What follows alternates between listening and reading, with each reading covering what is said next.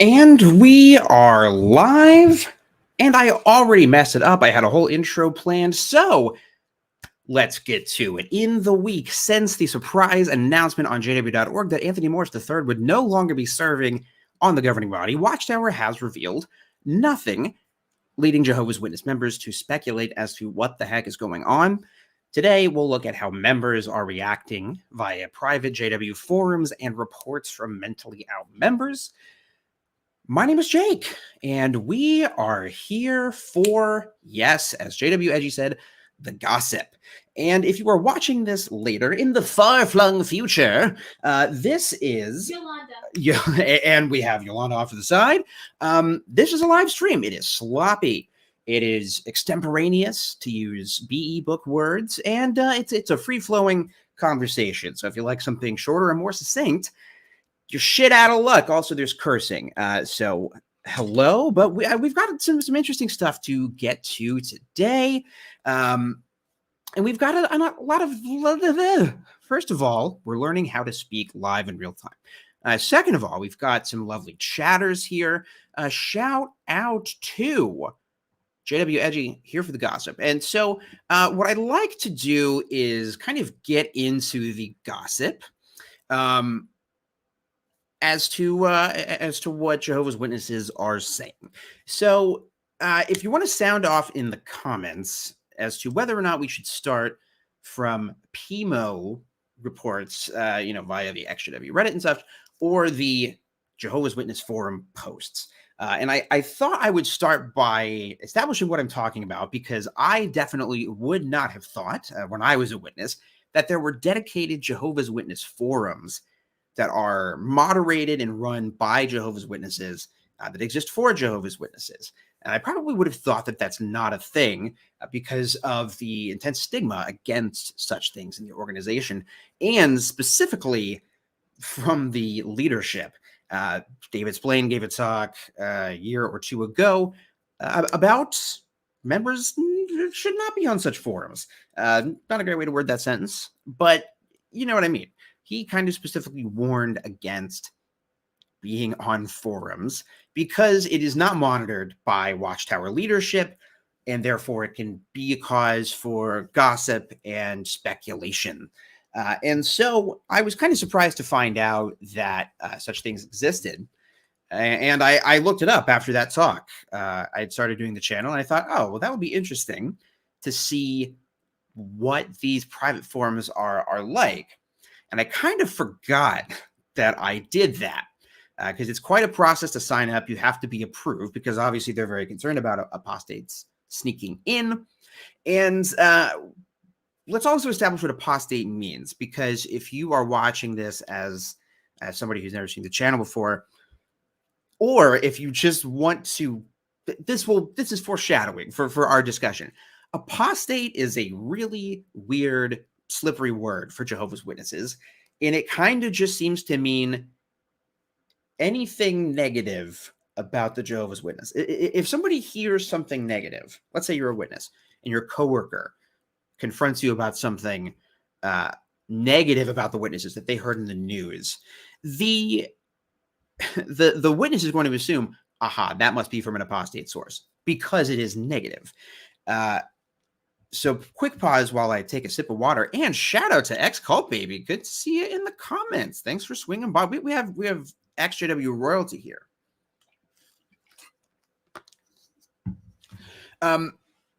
So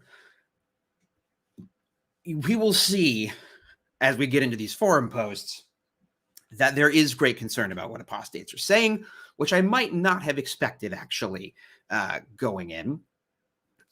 But it's a good thing that I signed up like a year ago for this and then forgot about it, because they take this very seriously, the JW forums. So when I signed up, if you've ever signed up for a website, usually it's just you give your name and your email, and then you have to click like a verification email to join the forums. But this is not a regular forum. This is Jehovah's Witness forum. So what they do is like they ask you, what is your home congregation? What are your privileges, if any, in the congregation? It has like a drop-down list: pioneer, ministerial servant, blah, blah, blah, publisher. It wants to know if you're active or inactive, and it will have a couple test questions like, what does this verse say? Finish this verse. And it's via the New World Translation, and it'll be like, what does the OD book page blah blah blah say? Because that is ostensibly an internal publication, but you can get it on jw.org. So it's not a great security mechanism, because I'm quite sure what I did was I just pulled it up on jw.org and looked at the answer like I was cheating on a test. And so this conversation, there are like levels of verification for this particular website that I was looking at. Yes, it is like those I am not a robot quizzes. That's exactly. It's like I am not an apostate quiz. And so there's a board that everybody can see on this website, and I'm not going to like name it, and I've blanked out the names of like the forum posters as best I could, because I don't want to dox anybody on accident. So what the fuck was I saying? Yeah, like there's main forums that everybody can see, and then there are like secondary private forums that like I had to like get a specific link to see the Anthony Morris discussion. So if you go on this forum, you probably won't see the discussion, but it's there. It's kind of like a private Discord server or something, right? And so I think this is worth talking about in my long 7-minute wind-up intro, because what I see this as is a really incredible look into cognitive dissonance in real time. From seeing the announcement, wondering if it's real, to the kind of course, inherent curiosity with we shouldn't be questioning, we shouldn't be curious about this. And it's also a really interesting look into the toxic positivity of the organization. I think what you'll see is it's kind of, if they were talking about anything else, it would be really boring. And in fact, that's why I've never talked about this forum, is because I signed up for it and I looked through the threads, and it's really boring. It's like, there's a daily text thread, and it's just everybody saying, oh, how encouraging. This reminds me of brother so-and-so. Much love. It's just, they don't allow gossip. They don't allow fighting or disagreements, really. So there's no tea usually, but there's tea. There's tea. It's boiling over. And how I sound, by the way, got an air purifier going. So sorry if it's loud. Let me pull this up here.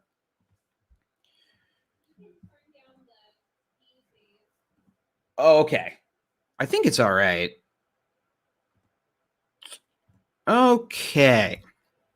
Yes. So this is, let's start here, and we'll see how this goes, by the way. I've got a Mac, and this is a new computer for me, so I'm still kind of figuring it out. Yeah, okay, and good point, too. Like, the other reason why I think this is important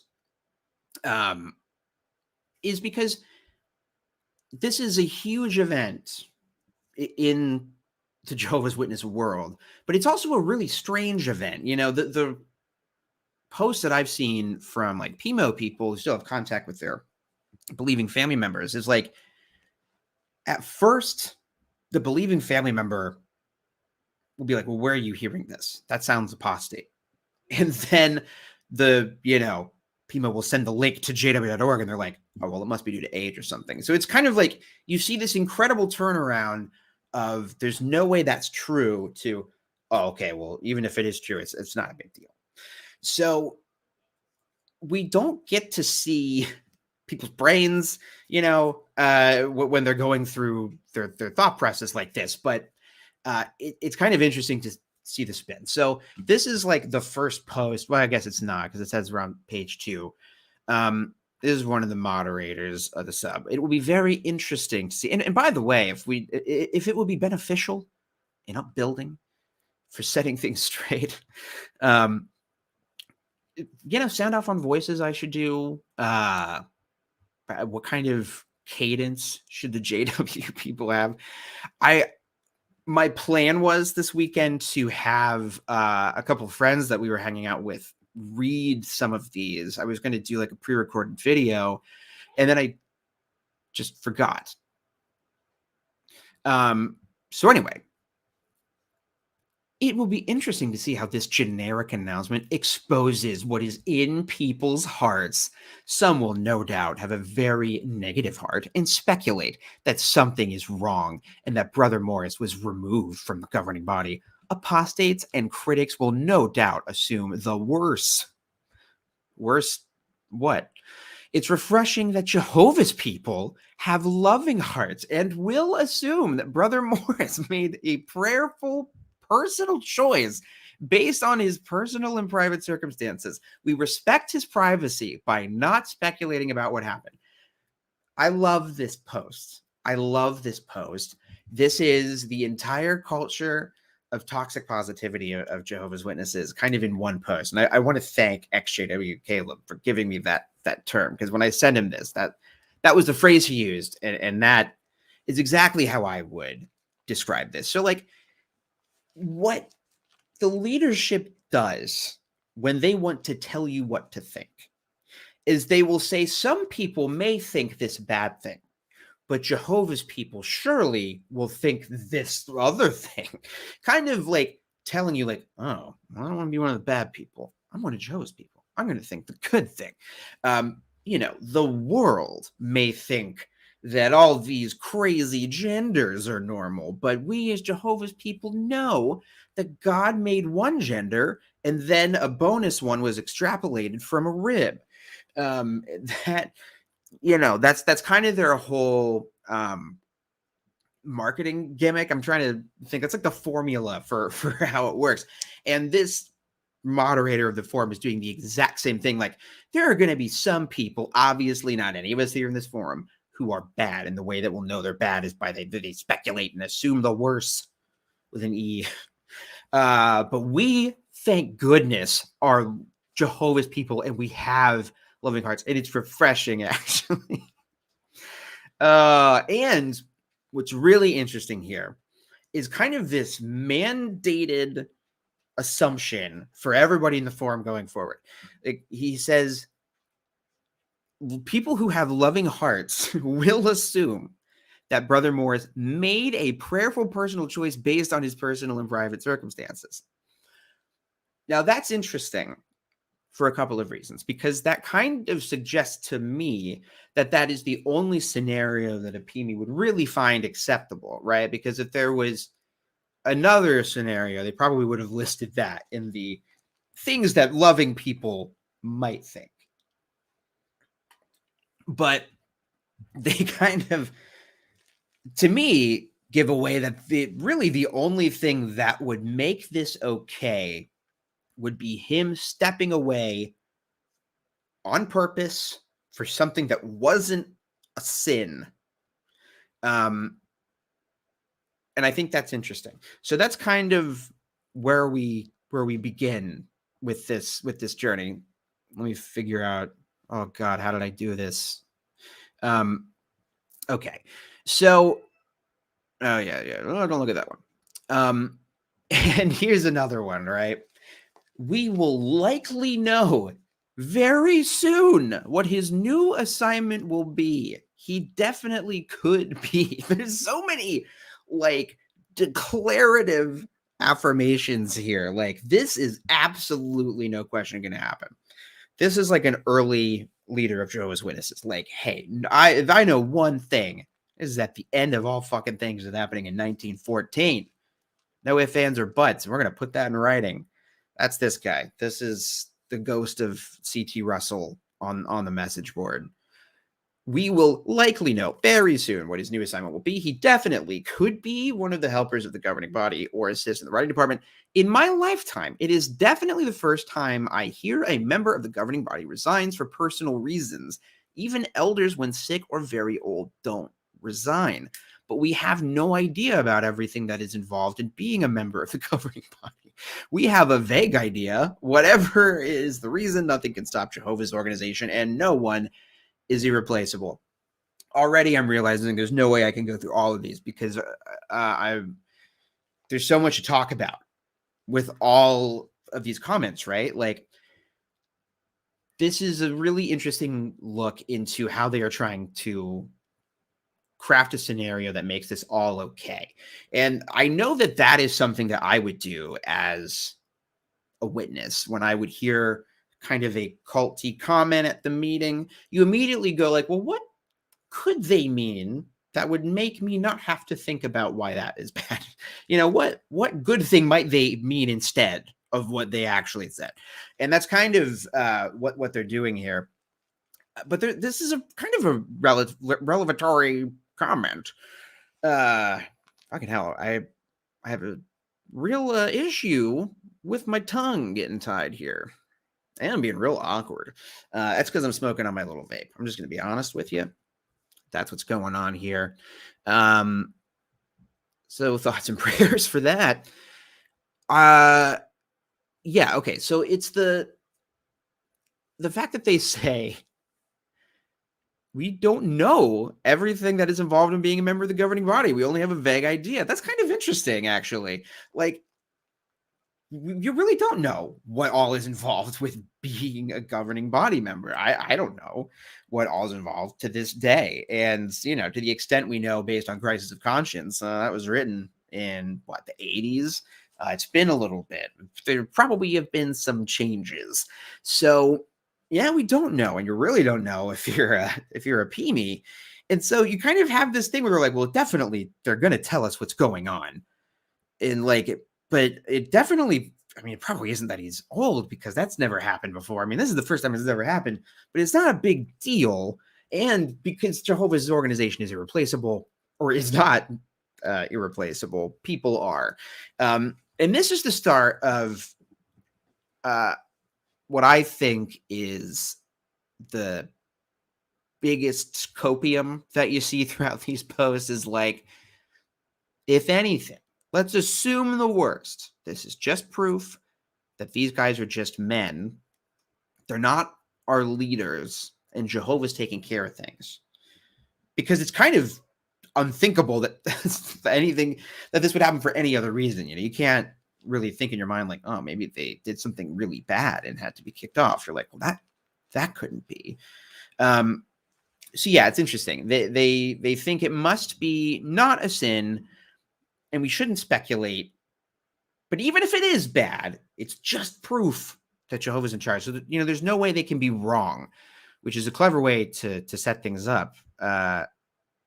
Okay, that view's not any better. That was a lateral move at best.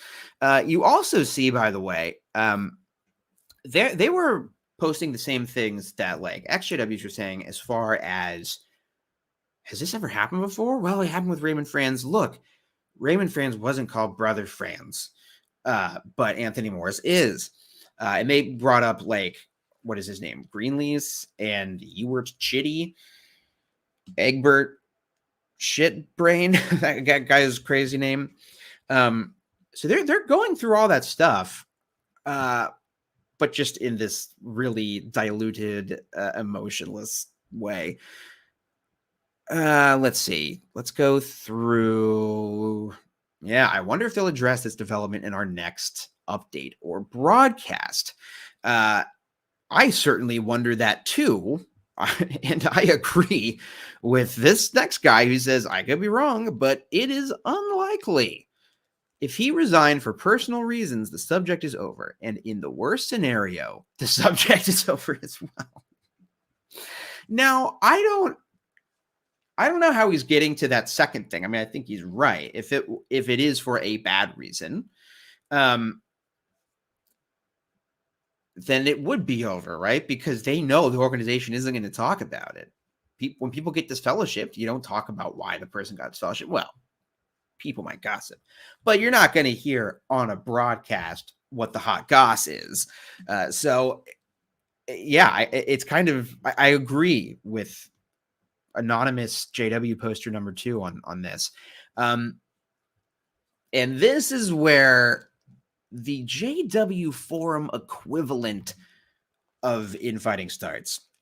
For everybody in chat, by the way, I'm going to catch up on chat, and we'll do a little audience intermission here after I get through some of these. I want to make sure we get some meat on these bones. What? That didn't make sense. Okay.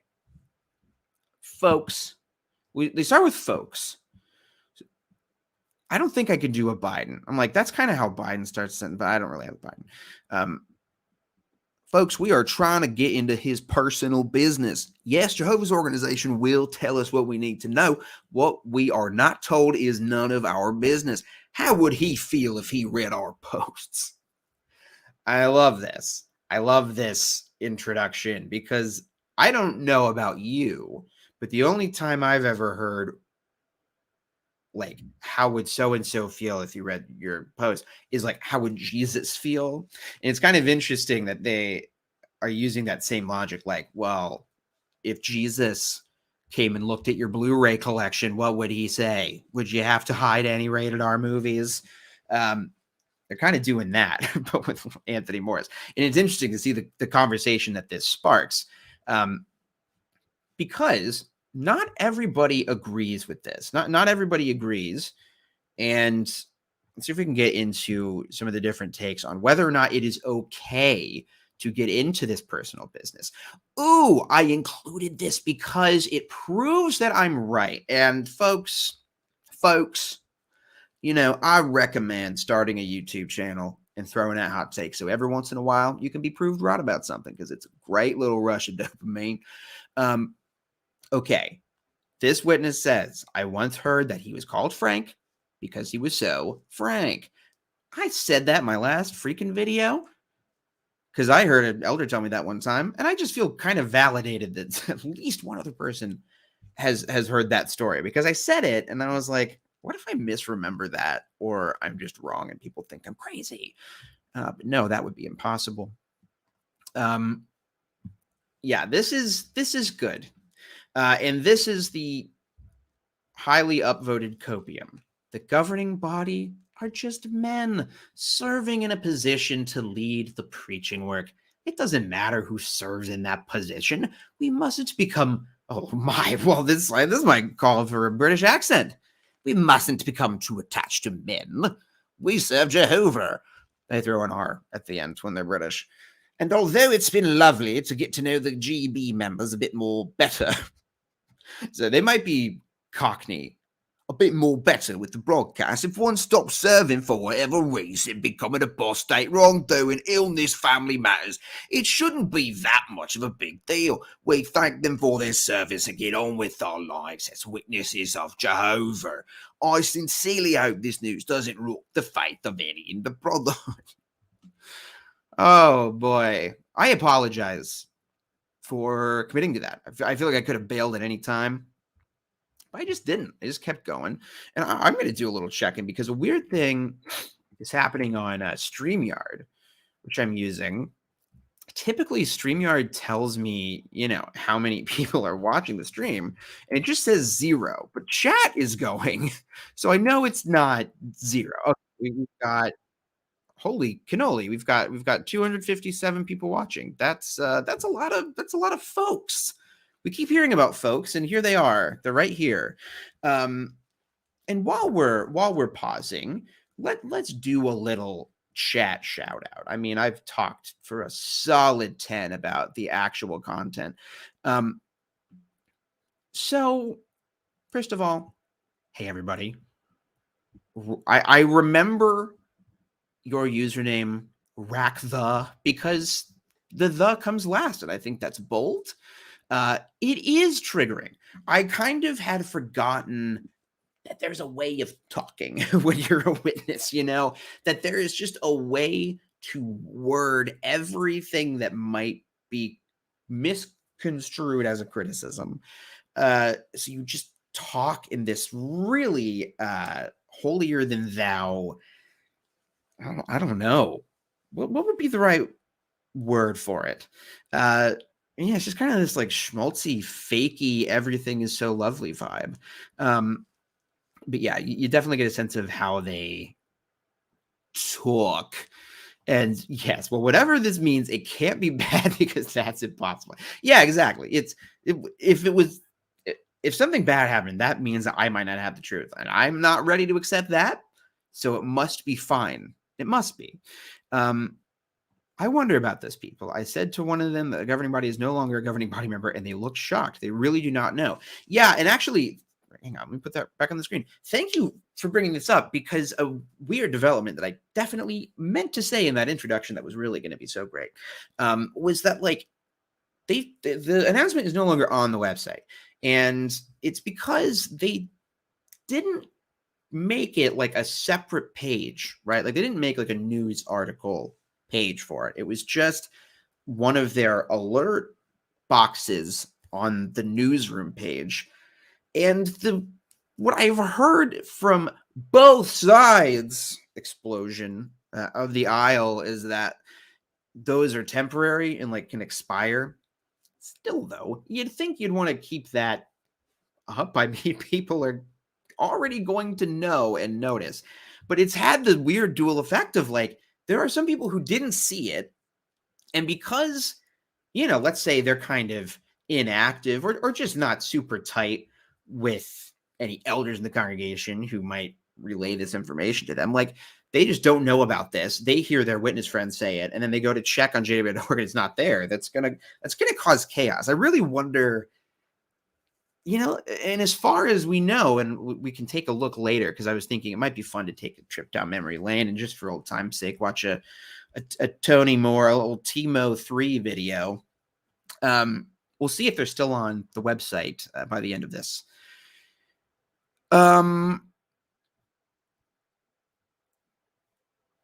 Yeah, and another thing people wonder about is if it's a clash of heads. It is very strange that 2 more people were brought in, and then Anthony comes out.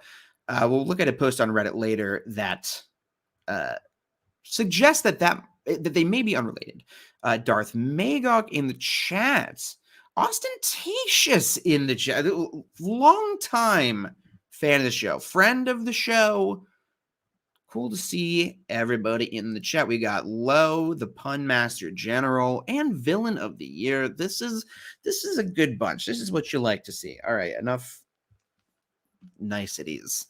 People complain, when I keep these on YouTube, people complain later because they're unaware of what live streams are, and they watch it apparently like strapped to their, like, they've buckled themselves in with a time lock on it so that they have to watch the whole thing in one sitting, and they get mad when I'm not on point the entire time.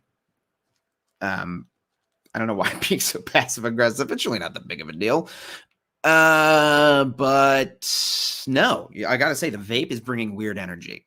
Anything could happen on this stream. And yeah, personal business. So let's get into the discussion that this ends up causing regarding, like, are we allowed to care about this? Are we allowed to wonder about this? Now, oh yeah. This is where I want to be. Hang on. Come back to Caleb's grandfather comment. Yeah, okay. Fortunately, and very coincidentally, we have 2 new members serving as of the governing body. Good. I think they took a hit of this very vape before they typed this comment.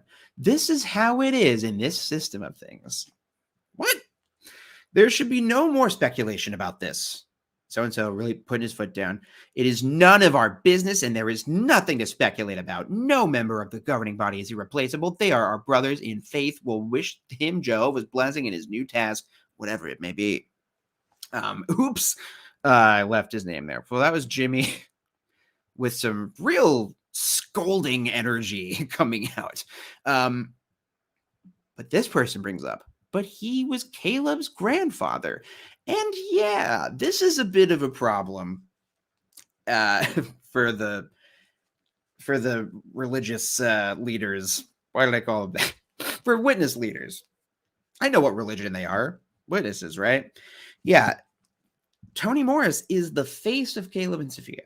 He is the person who did the introduction to the very first Caleb and Sophia video. He is based on leaked videos available on certain YouTube channels who shall remain nameless.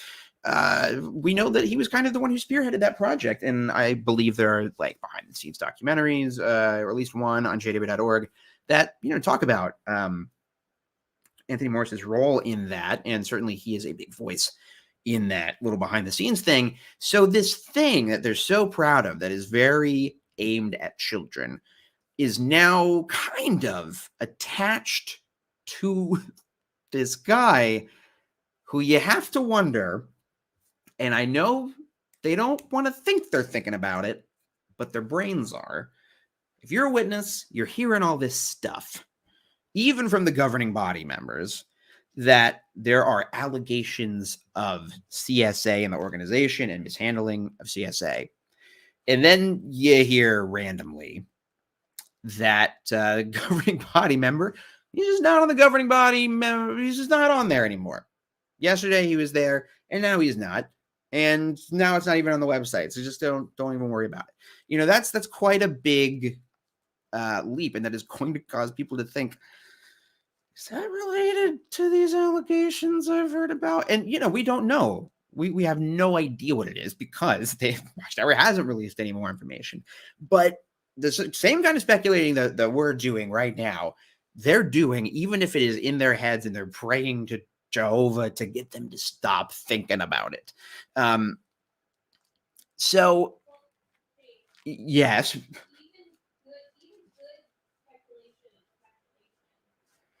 Yeah, even good speculation is speculation, says Yolanda, I believe is her canonical name, on the live streams. Yeah, they're speculating positively in this forum, but it's still speculating. It's because it might not be true. Okay, so he was Caleb's grandfather. Now, what in the gosh darn heck keeps happening to my screens? This is another good one. The spirit of the world likes to know all the facts. We should be content with the announcement and avoid speculating. And I do like the person who had the balls to give the emoji to it, because what are they saying here? This feels like a mask off moment for Fox's 53. Yeah, no, sorry. I was about to make a really dumb joke. Okay, so I've got to, at this point, pull up a new batch, much like the second Gremlins movie. This is a new batch of screenshots.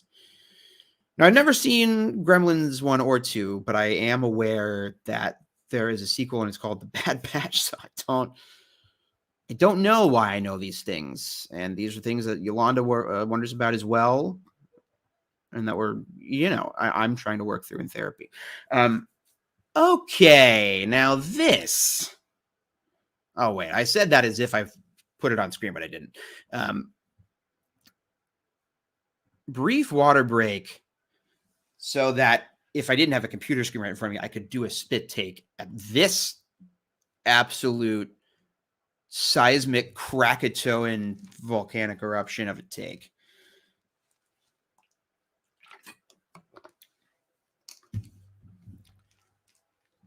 We need to move forward. Now, what is the voice?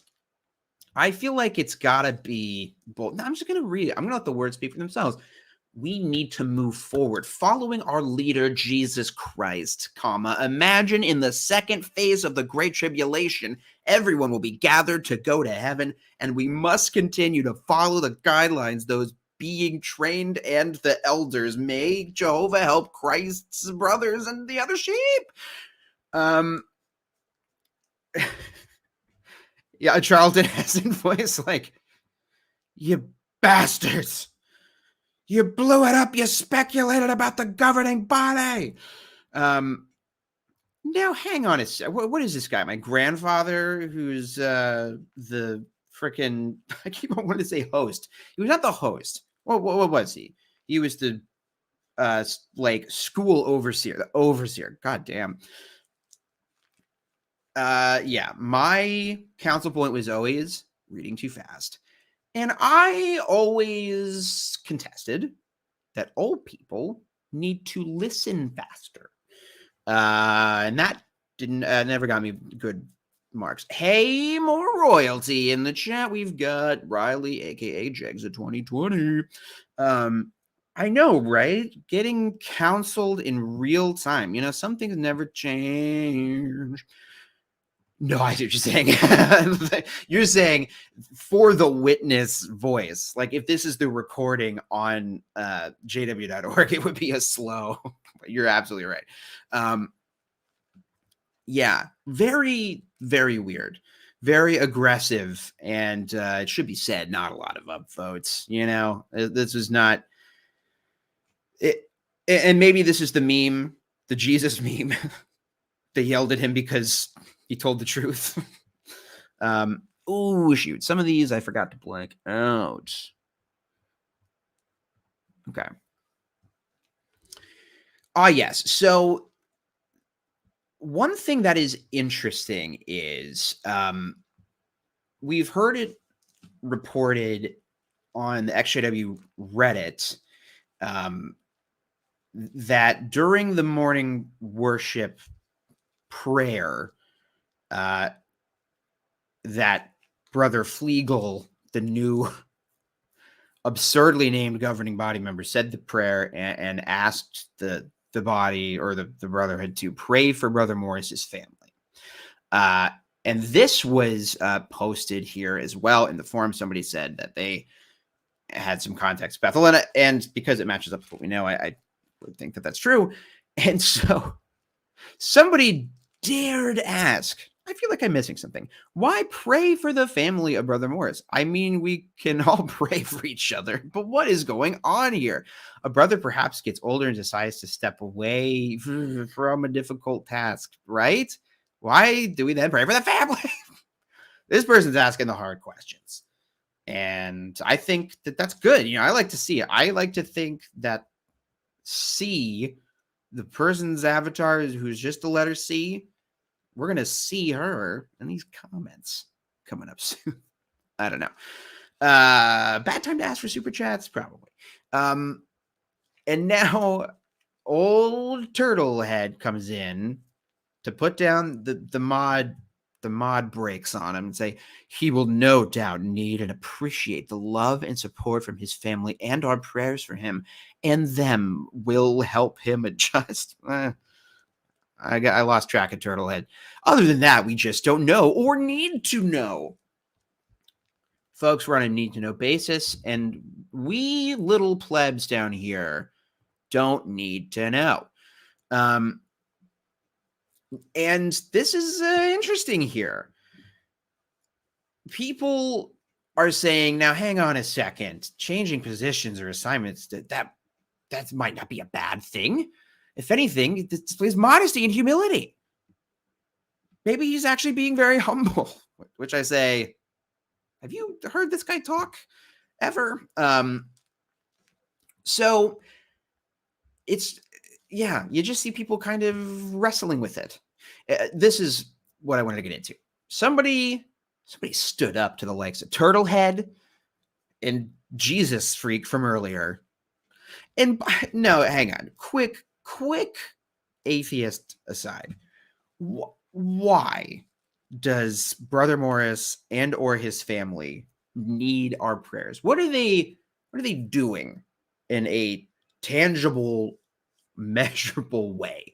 Does God have like a Rube Goldberg device to answer his prayers, and it only, you know, goes off once a bucket is full of like a certain amount of prayers, and it's like, ooh, he was just too. We had 39 prayers in the bucket, and if he had just gotten 3 more, we could have answered that prayer, but there just weren't enough brothers praying for him. You know, I always had a hard time with this as a witness, and now I don't. Now I know it doesn't make any sense because it's stupid and not true, but I wonder how people justify that. I agree with C. I agree with C-Face in the JW chat who says, "What? Why are we praying for the family? I don't get it. Doesn't make any sense." But this person says, I don't agree that this is none of our business. Future PIMO, I think, when you see comments like this. Being a member of the governing body is not like being any other brother. That's why he being no longer a member was announced on jw.org. It's natural that we... what did I do? It's natural that we wonder about his current situation. If we just kept that to our minds, it would also be natural that bad emotions would creep in, and no doubt. Oh, hang on a second. Future PIMO status revoked, and no doubt apostate ideas sooner or later will be around putting the doubts here. How to read other opinions. Whoa, my God. Sorry. And in fact, be convinced that Brother Morris didn't step down by disciplinary reason. Okay, no, I'm just losing track of what the hell they're saying. They're saying it would be natural that bad emotions would creep in, and no doubt apostate ideas sooner or later will be around. Putting the doubts here helped to read other opinions and, in fact, be convinced that Brother Morris didn't step down by disciplinary reasons. Oh, God damn it. I don't understand what they're saying. I think what they're trying to say is that the apostate thing to think would be that there was something disciplinary that happened. And the good thing to think is that it was that he stepped down. But there's this shifting goalpost of acceptable reality for them, like the post that we've seen, and hopefully I can pull up here in a bit from Reddit where, somebody texts their witness mom and says, you hear about Anthony Morris no longer being a member? Mom says, where did you hear that? That sounds like apostate stuff. Sends her the link. She says, oh, well, it must be because of age. That's the only thing that makes any sense. So for that person, for that mom, the 1 second, the idea that Anthony Morris was no longer a governing body member was so crazy that it was apostate. Upon finding it's true, it's actually not such a big deal, and it's almost certainly due to age. But if it's bad, it's also none of our business. But this thing of okay, well, we know it's true, so the loving and logical thing to do would be to assume it's good. But imagine if this person here in the screenshot then finds out that it was for disciplinary reasons. Well, then it wouldn't have been wrong to speculate. It would have been correct. Bo. Oh my God. Get down. I'm wearing my ugly shorts. I don't want people to see. Oh my God. He just knocked over Cat Mario. Whoa. Wow. And freaking Ray. Okay.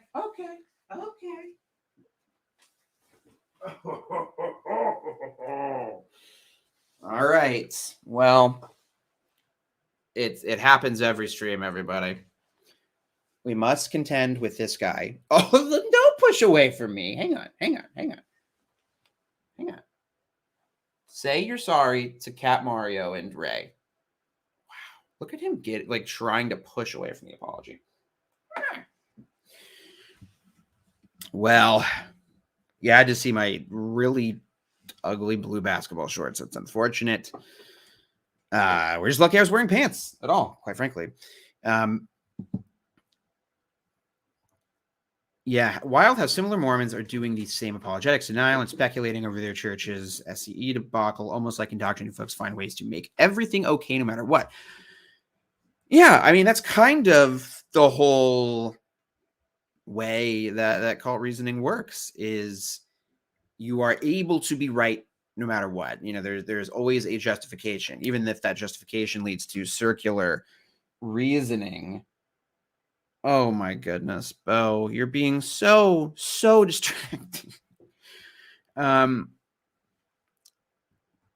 Let's see. This is a post that I think is really illustrative, and then I'll get into the last little bit here. The nice part of theocratic terms is that we all understand their meanings, even if the term is old. For example, decades ago, it was usually mentioned that an elder has stepped down. But eventually, this term was adjusted to he stepped aside, which was felt to be more appropriate compared to step down, which can imply or be viewed by some as stepping down from an exalted position, such as in politics or big business. He put part of the text in red, this is like a Legend of Zelda game. But today, whether a brother or sister speaks about an appointed person as stepping down or stepping aside or resigning, we all understand the meaning. Now, on rare occasions, an appointed brother is removed because he is no longer exemplary. There are many brothers/sisters here who have been in the truth for decades, and they can speak to how rare it is that elders or COs have had to be removed. We may personally know about some removals, but these are very few compared to the 1,000s of overseers worldwide who continued to serve and remain exemplary. So, this being the case, how much more so a governing body with decades of full time service and loyalty to Jehovah? Classic Watchtower sentence structure there. How much more so? And then end the sentence in an exclamation point. Hated it then, hate it now. So, as some have already mentioned, we don't want to assume or speculate that Brother Morris did anything wrong. We just hope the best for him in whatever capacity he's able to serve in the future. Um, I think that this stuff, by the way, shout out to a couple amazing human individuals. Low with a $4.99 super chat saying, I got fired from my job at the bank today. An old lady came in and asked me to check her balance, so I pushed her over. It's good. It's really good. Low. I learned the other day that scientists figured out how to weigh rainbows. It turns out it was pretty light. And I also have a wonderful super chat from more, frankly, dark royalty himself. Darth Magog donating for more blue basketball shorts, basketball shake, greater than type Anthony. That's very appreciated. The other thing that was unfortunate about me getting up is that I am wearing an ill-fitting shirt. I'm wearing a shirt that used to fit better, but, from the chest up looks fine on camera. But from the belly down, is not the most flattering thing. So I'm not loving the choices I've made, although I have to accept that I knew Bo could come in and ruin all this and expose me for the basketball short, tight shirt fraud I am. And, I took the risk. Hey, this is an easy one for me. I never donated anything, really. I mean, I can think of one time where I maybe put in a $20 bill. But frankly, it was one of those things that I always felt bad about. No, okay. Bo's got to go. And here, ready for basketball shorts, Jake? Okay. Mr. Sir from Holes is getting out of here.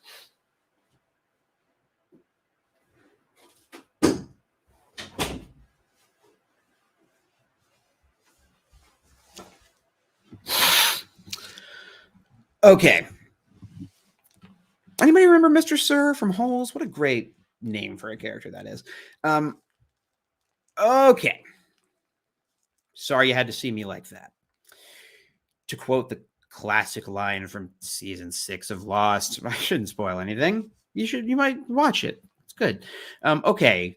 What the fuck was I talking about? Oh yeah, this crazy comment. Yeah, I like this where he talks about that the nice part of theocratic terms is that we all understand their meanings, which is, what in speak is. It's what group speak is. It's the kind of internal language that happens in cults and high control groups. So it's dog whistling. And it's kind of just interesting to hear him call that out. Like, hey, if they dog whistle little things at us, we'll be able to understand it. And the other thing is kind of interesting about it is he talks about how we all understand what theocratic terms means. And then he immediately undercuts that by stating that these things all mean different things and have different implications. And also we shouldn't speculate. So why go on about it?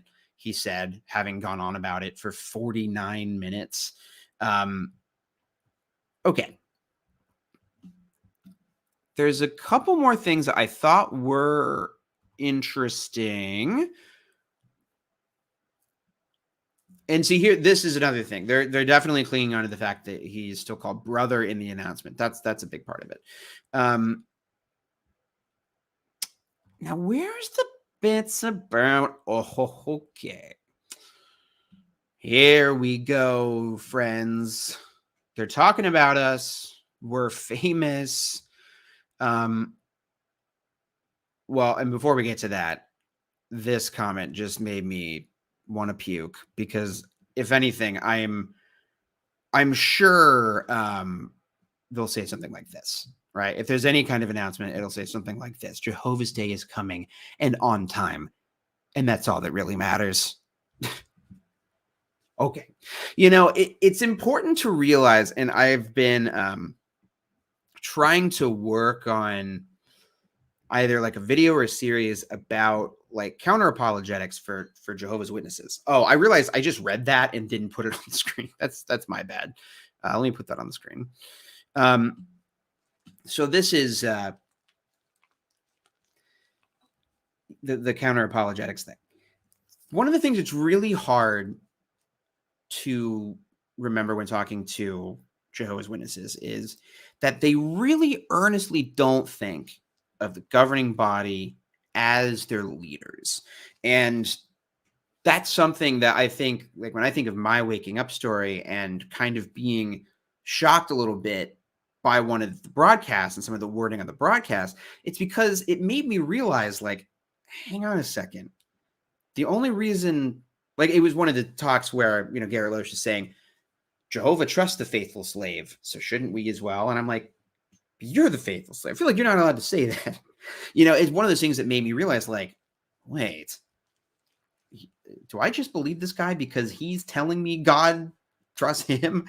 But for the most part, witnesses really don't think of the governing body members as leaders. When the governing body puts on the website that the only leader of the organization is Jesus, that's really what people think. They really think that it's just Jehovah in charge and that these are just humble men. And that is to their benefit, because they get to reap all the benefits of being a cult leader, and they get to be adored with the plausible deniability of saying, we're not their leaders, which is, nice to be able to say in a court of law, for instance. So, yeah. And this is one of the other great things, is that they're not the leaders, but they take the lead. That's an interesting little workaround they have, but that's one of my favorites too. So I think that is important to note. But the more important thing to note for me personally is that people are vaguely aware of apostasy on YouTube and stuff, and that's always fun. No shout outs, no name drops, very sadly. What a treat that would have been for this stream. If somebody had been, I wasn't watching anything, but I heard that you especially shouldn't watch the Alt World YouTube channel. That would have felt nice. Okay. Now there's a story with this one. People are noting that it has been removed, and there is some concern about this, that I didn't show all the comments because there's dozens and dozens of comments. But there is some confusion about this because people are recognizing, like, well, we don't want to speculate, but now that it's gone, people are definitely going to speculate. And so somebody says, yes, it appears to have been removed. I searched again this morning. It was there 14 hours ago. And so people are kind of wondering, right? Like, what is the message here being sent by the fact that it's gone? And so this person says maybe because some people are creating YouTube about it, and that might put doubts to new ones. I didn't watch their videos. It's upsetting that those people are making it so big deal. And I have to, I got a cop to creating YouTube about it. I really did. I did a YouTube about it, and I did make it big deal. I made it so big deal. And what I like about this comment, and you don't know this because I blanked out their username and profile picture, but this person has some brand synergy across their media. And they did watch my video because they commented on it and were like, this is inappropriate that you're speculating. So it was kind of funny to me that, like, this person, I specifically remember, like, minutes before seeing this, leaving them some sassy comment on YouTube. And then we're like, I have a friend who told me, like, fourth hand that they heard that there's YouTube videos about it. So here's another comment that sounds like a friend of mine might have an STD, doctor. What symptoms should I look out for? Like, this is like, my husband just got home and was approached by a coworker about this. I hadn't seen the notice personally on jw.org, so I hadn't told him about it. Of course, the coworker got wind of it through some apostate source. I won't repeat what she said. Apostates are saying horrible things as expected. May Jehovah rebuke him. So these are coming from, if you're just now joining us, a private Jehovah's Witness forum that is run by Jehovah's Witnesses and is for active Jehovah's Witnesses. You have to sign up to be a member. Oh, by the way, shout out to El Prosser in the chat. Always good to see ya. And yeah, so that's where these are coming from. Now, we also have an interesting bit of new light. And I don't want to make so big deal out of this, but we have an addition to the ranks of heaven, my friends, because Turtleface says Jehovah and the 144,001 that he gives the power and authority to carry out his judgment. Now, I say that, but are they saying it because Jesus is one? They're saying like 144,000 plus one, and the one is Jesus because he's like leading the heaven horses. I don't know, but that was interesting to me. And it's also interesting because it is a threat of sorts that people who, make YouTube videos are going to be murdered by Jesus and not Anthony Morris. This is another thing, is it kind of puts an unfortunate shelf life on my videos. And the shelf life says it expired last week around Wednesday. Because now, all the videos I have where it's a governing body member, Anthony Morris, I'm going to get witnesses coming in there like, well, actually, he's not a governing body member anymore. So Jehovah took care of it. Annoying. So I wish that they would have taken into consideration the longevity of my YouTube content when removing this man. Another thing, while I'm airing grievances, like it's Festivus up in here, I got a lot of comments from witnesses on this video because I think the Google News algorithm kind of would show it if you search for video results or something. Because I had like a few hours where I had a weird amount of witnesses commenting, and then as soon as I would reply, they would delete their comments because they don't like to get in trouble. It's a fun game you can play. And they were upset that I said in the title that governing body member Anthony Morris was removed. But I feel like whether he removed himself or he was removed by them, removal is a fine term. I guess it has a negative connotation in the world of Jehovah's Witnesses. If you say that somebody was removed as an elder, that's... I don't know. And this is a really good point. X-Call Baby bringing me back from my ADHD ass brain. I was so looking forward to getting smited by Tony while wearing tight pants. Yeah, that's what brought me on that fucking tangent. Was I got such a kick out of thinking of specifically Anthony Morris because he was so into the violence of it all, although apparently not as much as Sam Hurd. I got to get a higher quality rip of that clip of him drooling over killing people in Armageddon. But man, I love to think of Anthony Morris riding a horse. Generally, that's a funny image, that man on a horse. That would be funny to look at. But a robed and winged Anthony Morris riding a heaven horse in a, Battle of the Five Armies situation, that what a delightful image that I no longer get to have. I guess I could because it's all made up. But, I like my criticisms of belief to at least be canon. So, these things, they do bum me out.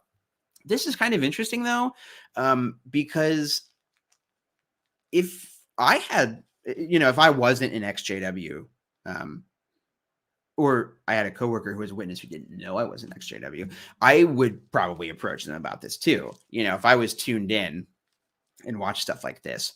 So I kind of like that. I like that coworkers bring this stuff up to their witness colleagues. I think that, speaking of counter apologetics, like I really believe in that street epistemology thing in a lot of ways, maybe not every way, but I think in general, just like converting somebody to one of Jehovah's Witness, I think the best way to like plant seeds is to just talk to witnesses who you were allowed to talk to as a normal person, occasionally ask some questions.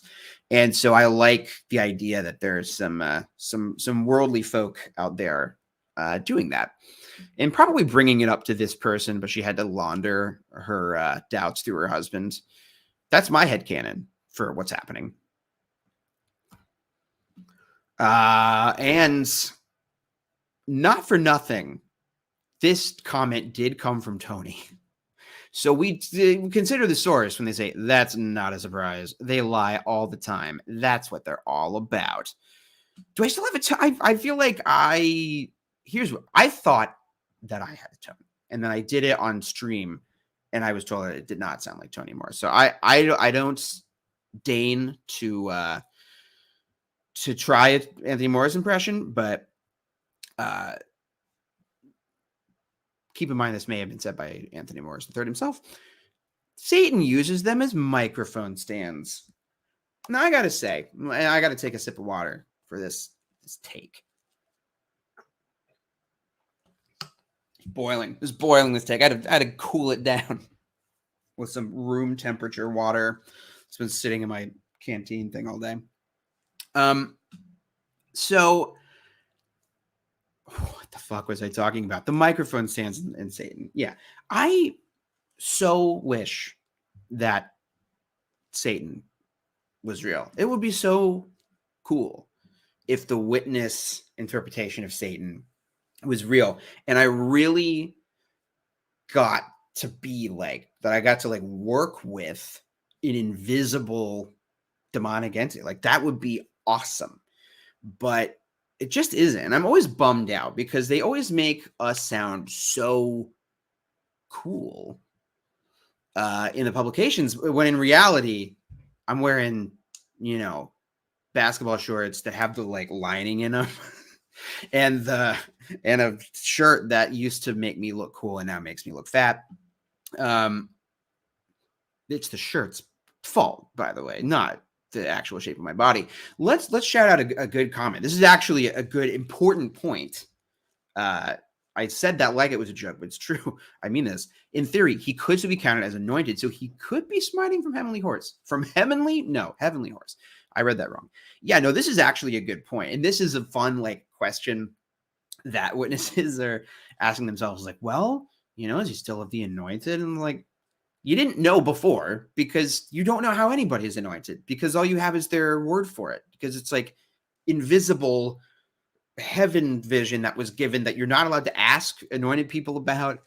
Now, I always used to hear as a kid, and in fact, I had a very creepy anointed person come up to me at a convention when I was a little kid and ask me this. This is a true story.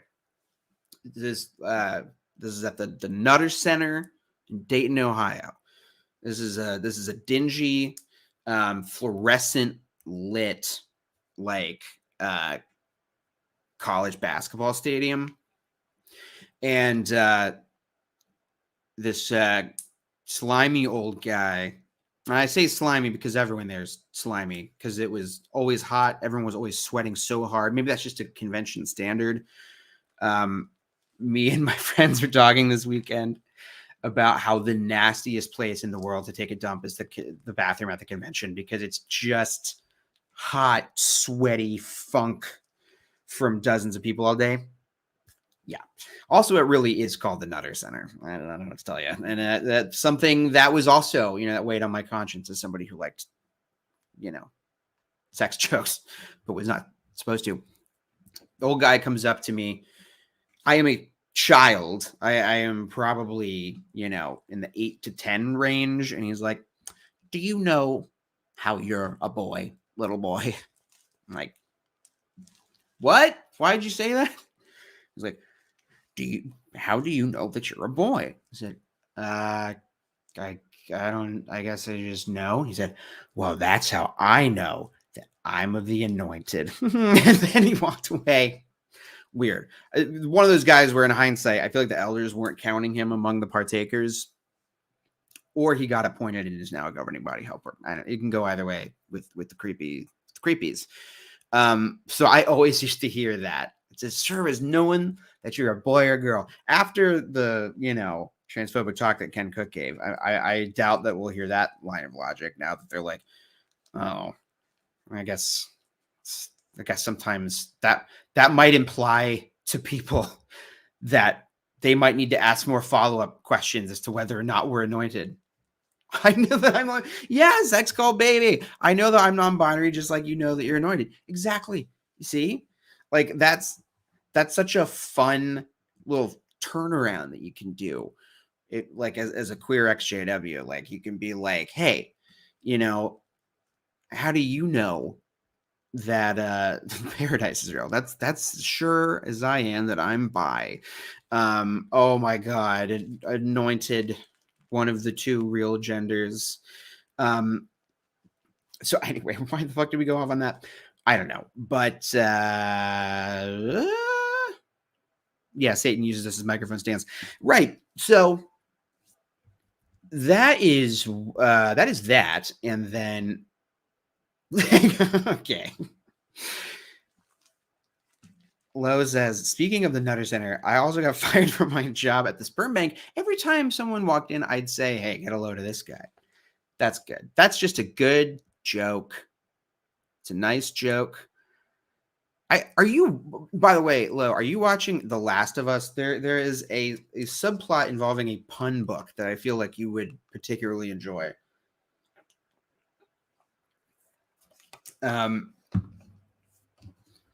Okay. So the other thing that we should look at, oh my God. Pulling up Reddit.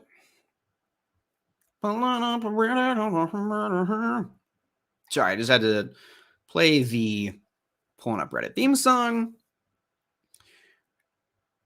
Let's share the screen. Last of Us is amazing, by the way. If you're not watching it, it's so good. It's the best show on television. It's annoying how good it is. So good. Oh my God, what a good call. Oh, I thought that was Yolanda coming in. It's Bo reaching his paws under the door. Gage Flegel sounds like the time Ross dated that girl with the last name Hornswoggle on Friends. Oh, that's good. We're watching Seinfeld. We're rewatching Seinfeld for about the 5 millionth time, because sometimes about once a year, you just got to do it. And I'm at the point now with my watching habits where like I almost don't ever watch new shows because I'm always like cycling through rewatching my favorite shows. I don't know if anybody can relate to that. Okay, let's look at RXJW. And this one that's an intense post. And the one we're looking for is intense, but it's not that.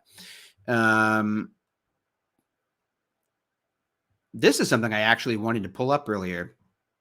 So let's look at this because it's good. Did it pull up? I like maximized it on a different screen, but it didn't pull up. But this is a good example of the kind of circular reasoning that we're seeing in the in that witness forum, right? Because what you're seeing is this constant cycle of people being like, this isn't a big deal. Well, even if it is, it's just proof. It's like, this isn't true. Well, even if it is, it's not a big deal. Okay, well, if it is a big deal, it doesn't change the fact that this is the truth.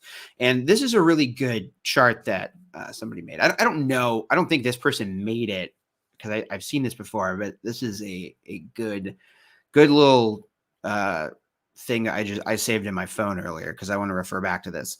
So the claim, right? God chose the Watchtower Society in 1919. How do you know? Because in 1919, they were the only religion on earth teaching truth. Well, what about all the false teachings from witnesses in 1919? Wrong dates, pagan symbols, worship of Jesus, using blood. That's okay because the light is getting brighter. Couldn't that be true of other religions? This is always a good question to ask. Couldn't other religions make the same claim? No, only Jehovah's Witnesses teach truth. Don't other religions believe they teach the truth? That's because Satan has blinded their minds. Couldn't that be true of Jehovah's Witnesses? No, because God chose the witnesses in 1919. Like, this is a really good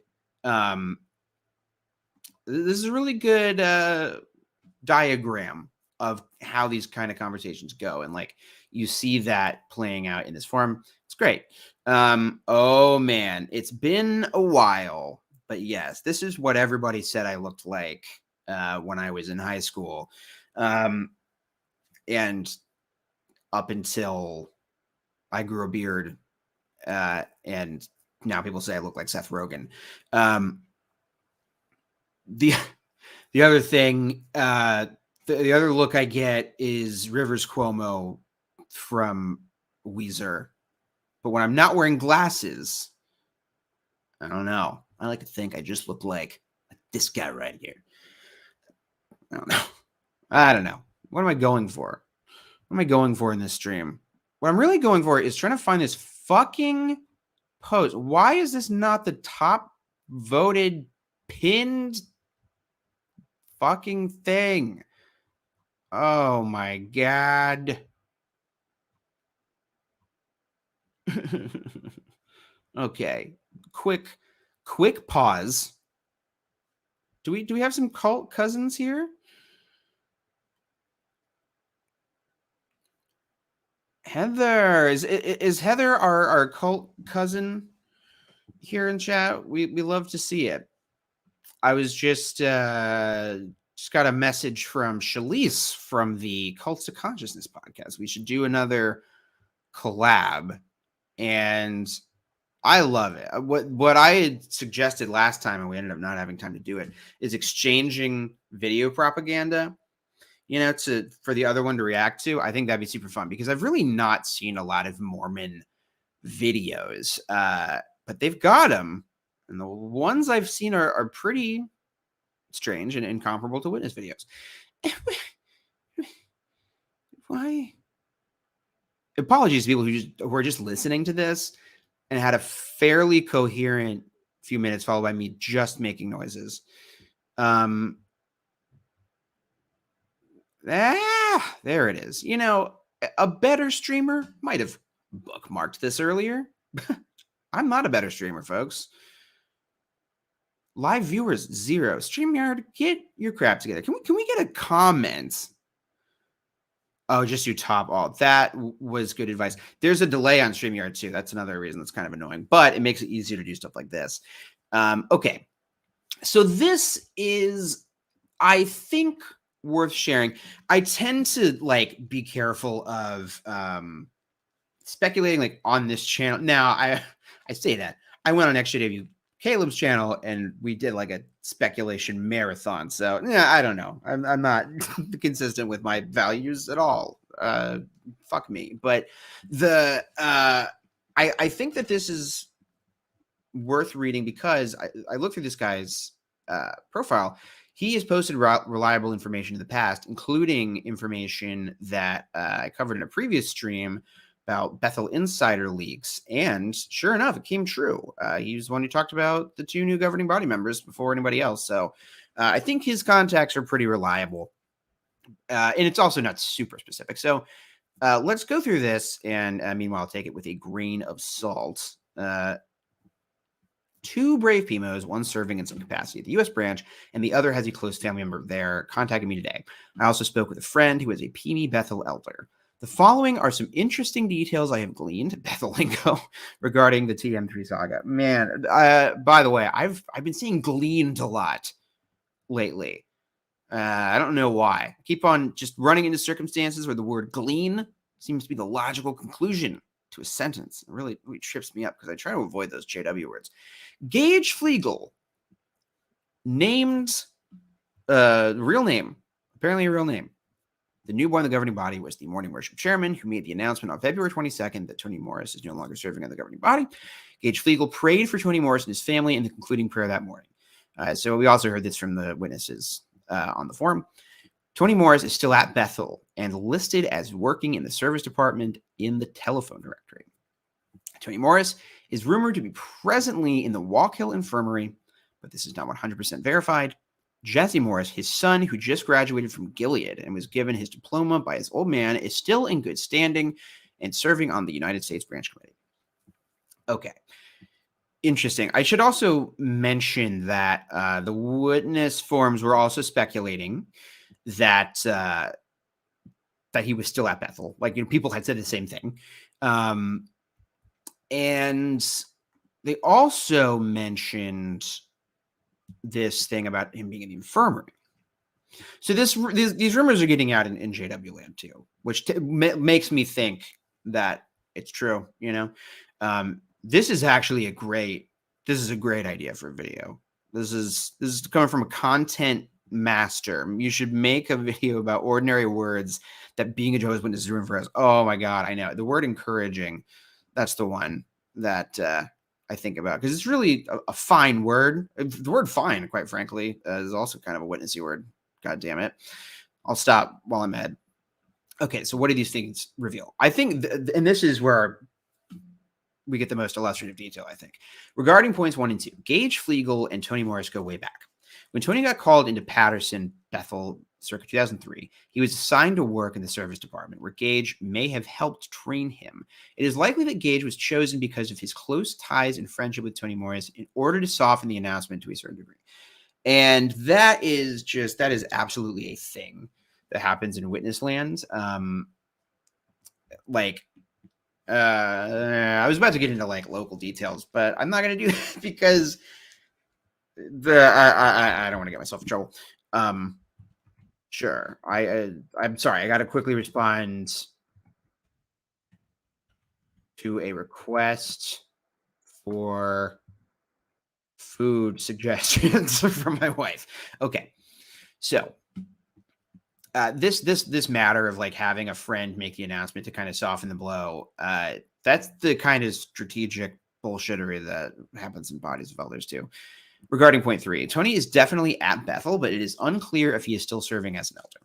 You can lose your congregation privileges and remain at Bethel. This happened to the late David Mercant.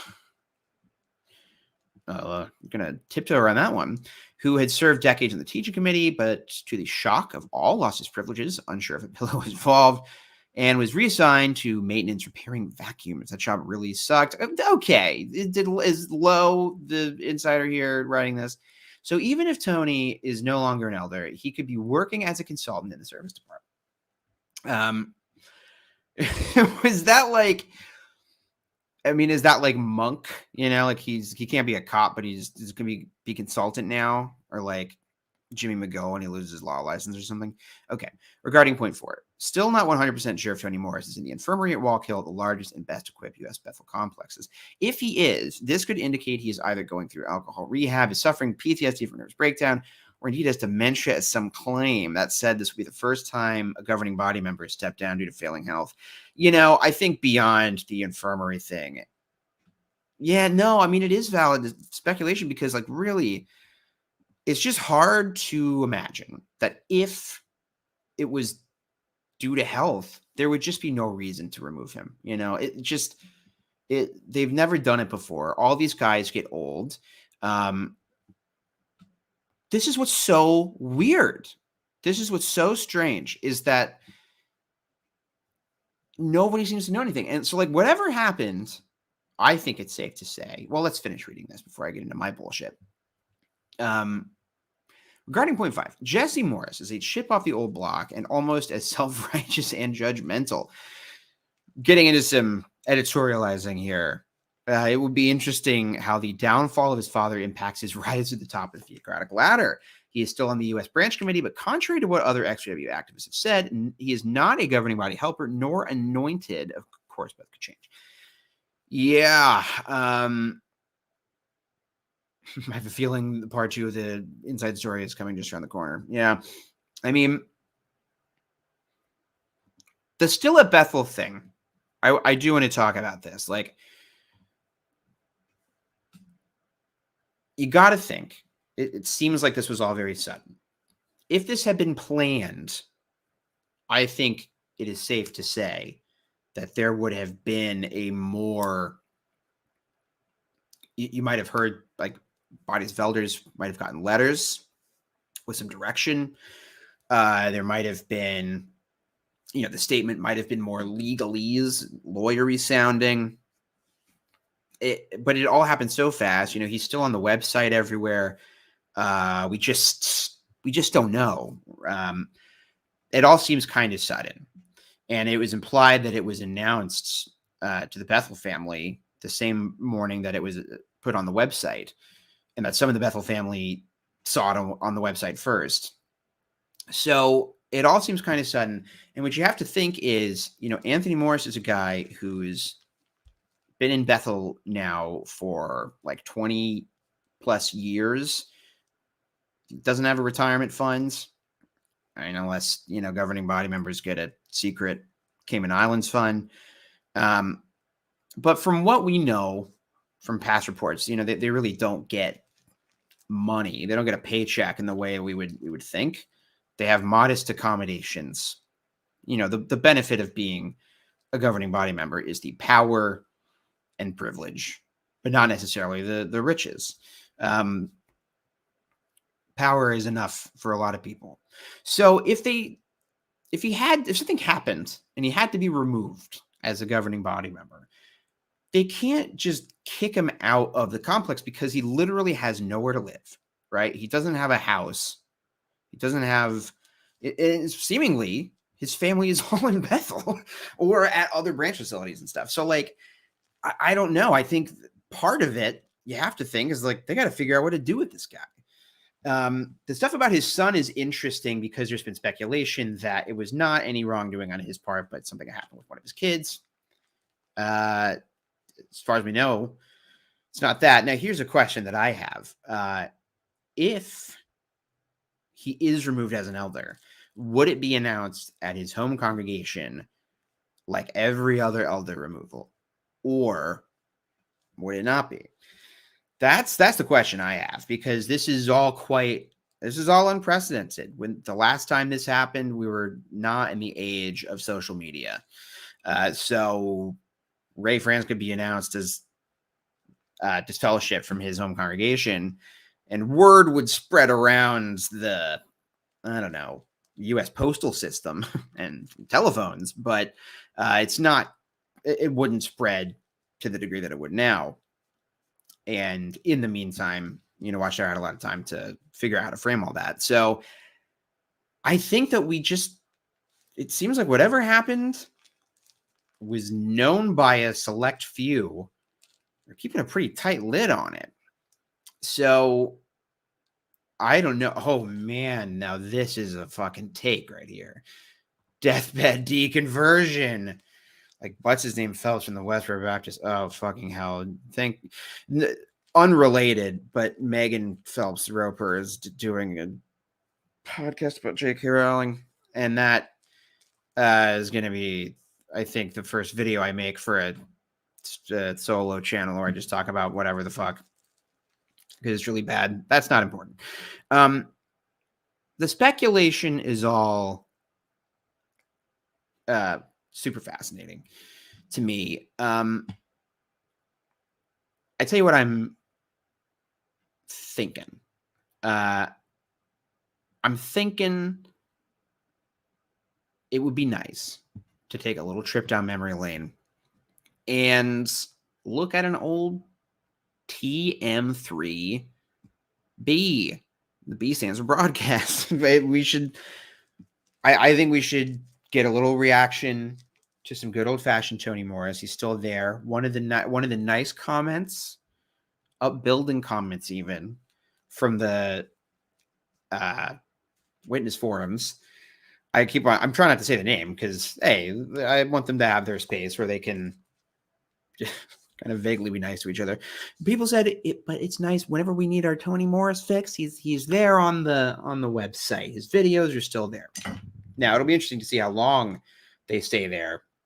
But I do think, the logistics of removing Anthony Morris from the website is a lot trickier than removing the few scant references to Raymond Franz and Ewart Chitty and Leo Greensleeves.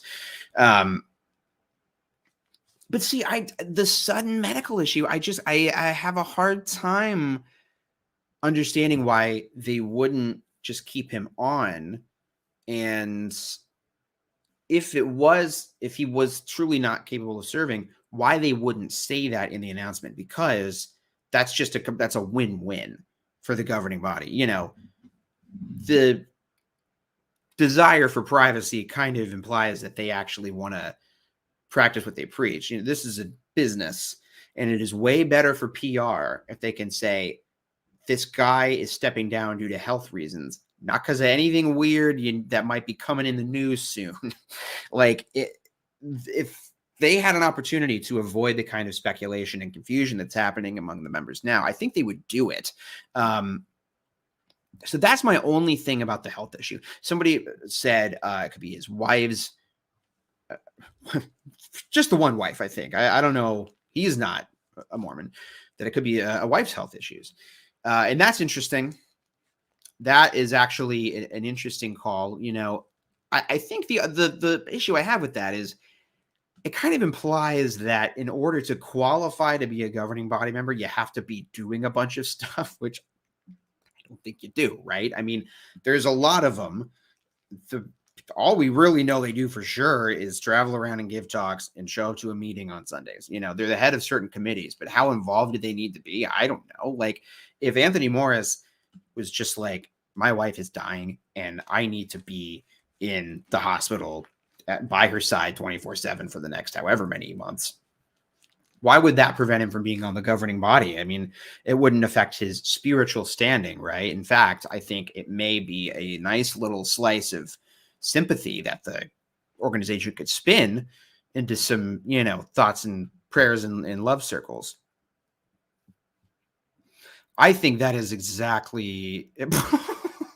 Hang on a second. I saw the second comment first, and I thought it was sincere. He confided in his best friend, Tuvok Shakur, who subsequently demanded Timothy's pinky ring in exchange for his silence. Oh my God, Jegs, you've been going down the wrong YouTube rabbit holes. But this, I think, your joke conclusion, I think, has a little grain of truth, like all good comedy. The other members of the governing body found out and removed him to maintain plausible deniability of the entire scandal. I think whatever the scandal is, and it seems like it's some kind of scandal, probably, or at least something not good. I think that's it, right? I think it's either they remove him to maintain plausible deniability, or so that they can say when it comes time for whatever kind of legal punishment to take place, they can say, hey, as soon as we found out about this, we removed the guy from the governing body. What else would you want us to do? That's kind of my take on it. Let's look at a talk that we've not looked at before, and a short one, because at some point there's going to be some noodles and there's going to be some company, and in my mouth, noodles, company, my mouth is about to be happening.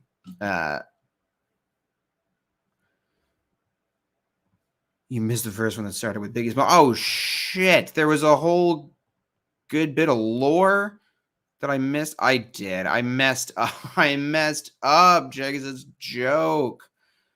Oh man, Jags has such a good take on this. I think that this should be his next video. Break this down for us. Okay. I was like, what's the website called? Yeah, jw.org. It's a nice thing, isn't it? Now, absolutely fuck all the way off with why do I cut myself? I find it frankly unbelievable that they post shit like this. I mean, the only time I engaged in self-harm was when I was a witness. And so that's just one of those things where I'm just like, I can't even engage with it, That's the kind of thing that I would see and be like, I gotta make a video about this today.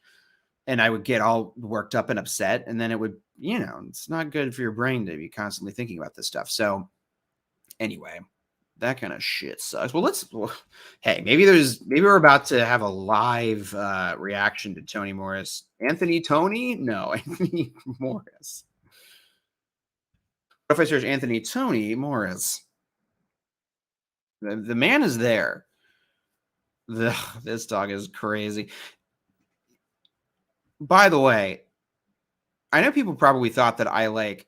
So what I normally do when I make thumbnails, my shitty thumbnails, is I pause at a funny place in a video so that the person's making a kind of a silly face, and I use that for the thumbnail. And I imagine people thought I did this to Anthony Morris, but I think there is somebody in the video department that hates this man, because can you imagine using this as a thumbnail, the creepiest picture? That's mean. That's mean, whoever did this to him. Because it made it real easy for me to use that photo for the thumbnail of my video. Do we do it? I mean, the fucking match video, I feel like, is it hack?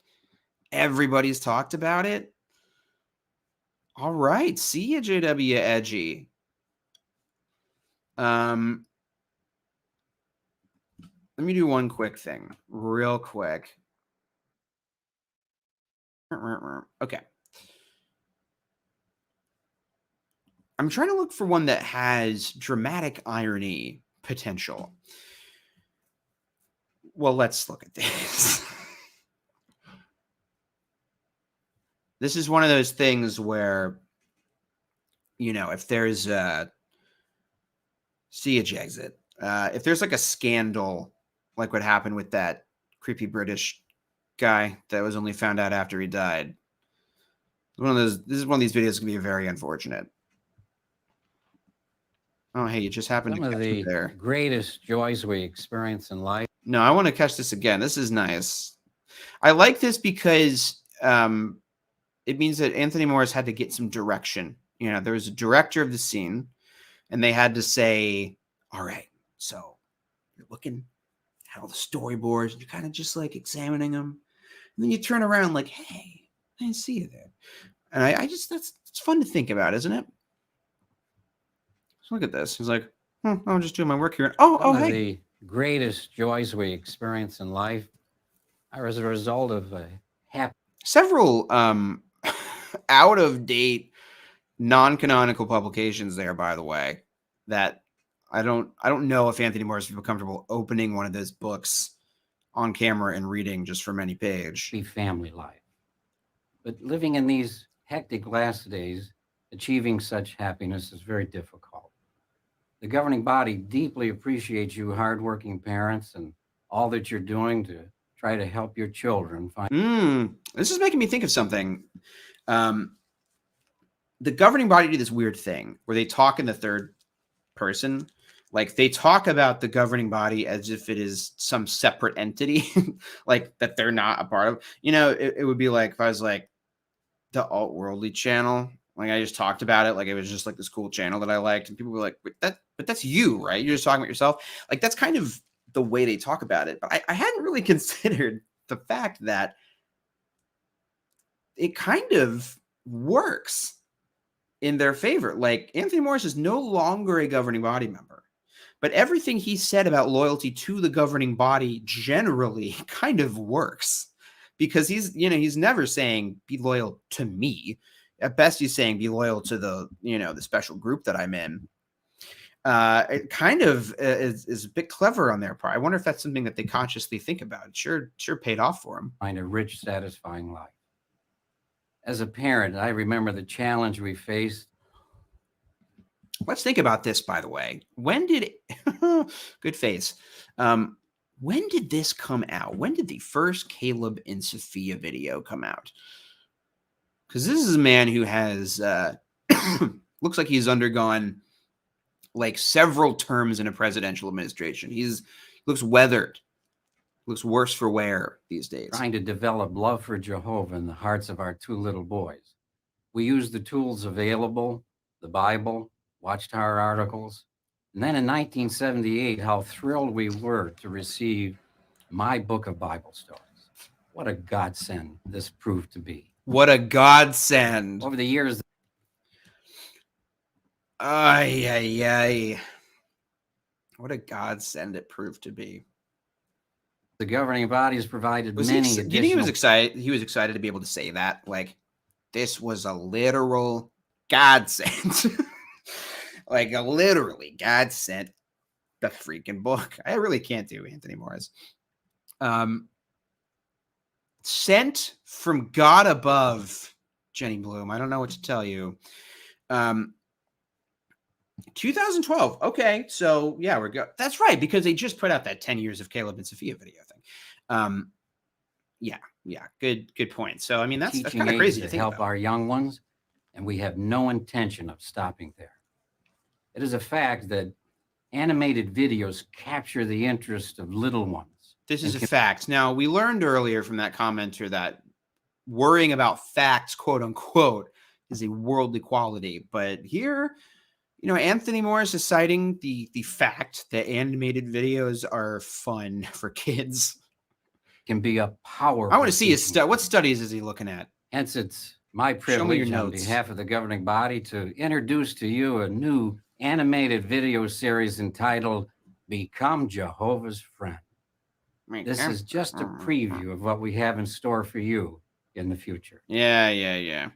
Children can learn so much during their formative years. For example, to be ashamed of who they are. They could learn not to make friends in school because they'll die at Armageddon. They could learn to be homophobic towards their friends' parents for absolutely no reason. There's all sorts of things we could fill your kid's fucking head with.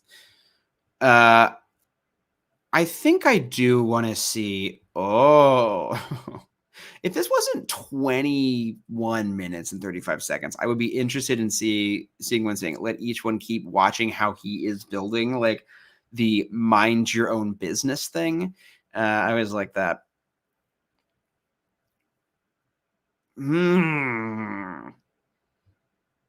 I want to watch this one.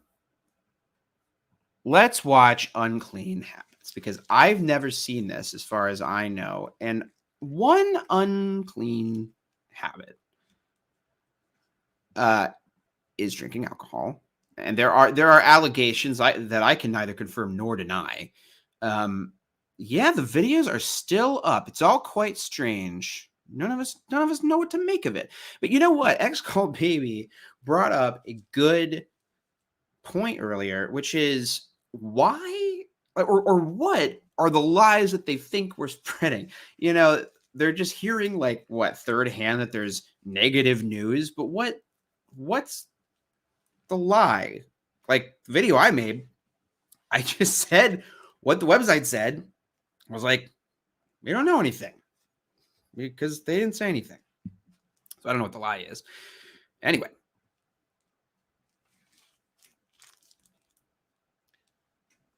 Your Bible stories. In this part of our symposium, I feel like I'm trying to figure this out, but I feel like he doesn't move his mouth a lot.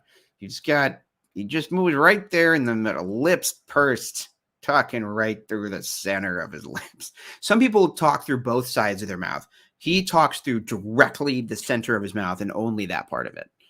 We are addressing why and how to help our Bible students overcome unclean habits. Now, first of all, why overcome unclean habits? Good point. He was the only governing body member with kids. And that was quite a get for them. It turns out a lot of times gross loser virgins don't make the most charismatic and personable leaders. I guess they're all married. They're not virgins. I don't know. Although maybe Mark Sanderson, he's not married, right? Isn't that his whole thing? He's like the incel governing body member. Teachers, we need to reach the heart of those we study with to understand the God we worship expects this to stop. Let me show you a verse that you're familiar with, many of you, in Peter's letter, 1 Peter chapter 1. I always liked, by the way, the acknowledgement when giving talks at like, you're probably familiar with this, like kind of apologizing for the fact that Jehovah's Witnesses really only read about 4 or 5 scriptures. You could fit like, you know, all the scriptures they use in a single space Word document just on one page. I feel like, yeah, sorry, I muted him reading the Bible. I don't care about the Bible. Practiced before these unclean habits in their ignorance, before they knew Jehovah, before they knew his requirements.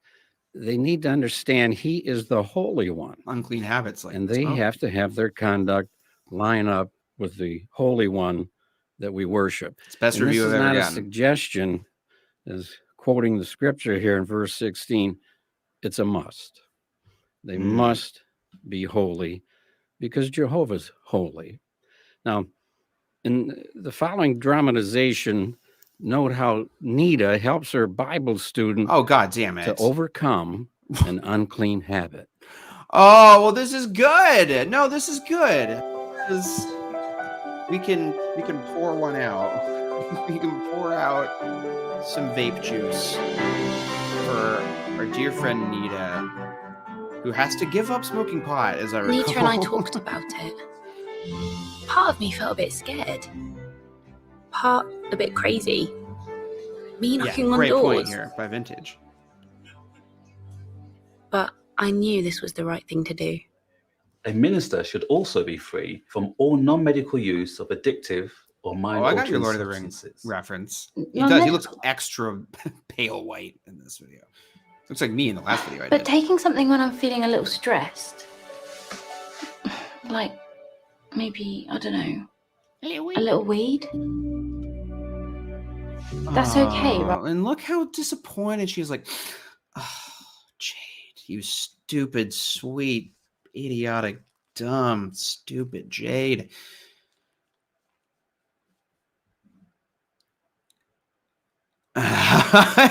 This is so relatable, Rudy. This is the same thing.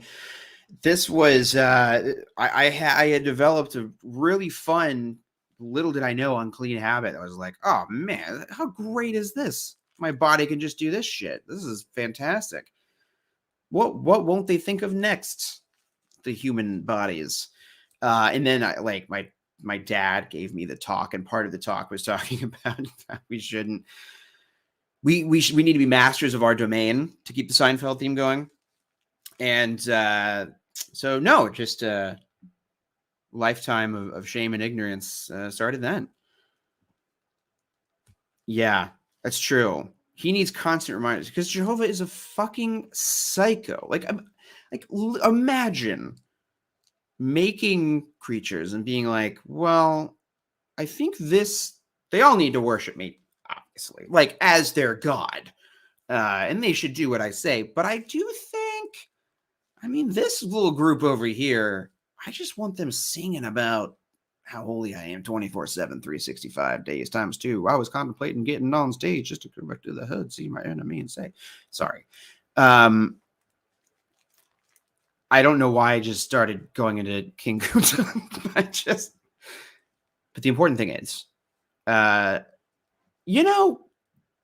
maybe Kendrick gets to be one of those guys, when he goes to heaven, and he's going to heaven. That he's made too many good albums to not go to heaven at this point.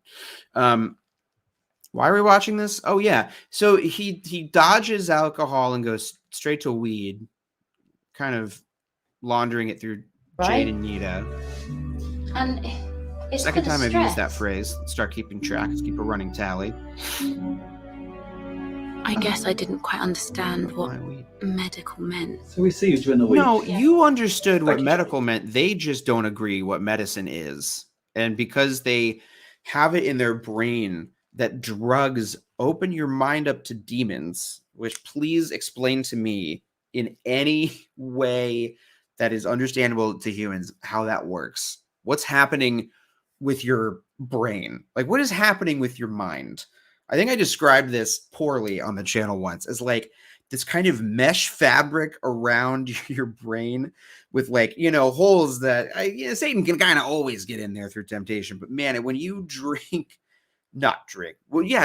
or if you smoke pot or, mainline some stuff. I don't do drugs. I don't really know what I'm talking about. But that just like the pores that keep that shield in place just like open up and just like into a demon-sized hole. I never understood the idea that things open your mind up to demons. I never really understood what that meant. Do they mean it more in like a non-literal, like conceptually? I don't know. I don't know what it means, but and neither does Jade. She doesn't know what it means. Thanks. She's confused. She doesn't understand why she has to stop cooking. We'll be back. It doesn't make any fucking sense. You can guess what our next few studies were about. And you should continue to be made new in your dominant mental attitude. Knowing it was wrong was easy. No, why though? What? Figuring out how to cope without it wasn't. Now this is convenient for a couple of reasons. They get to they don't have to actually explain why it's bad because it doesn't make any sense. It doesn't make any sense why it's wrong, especially if it's legal. You know, why would that be worse than drinking alcohol if they both are capable of altering your whatever, right?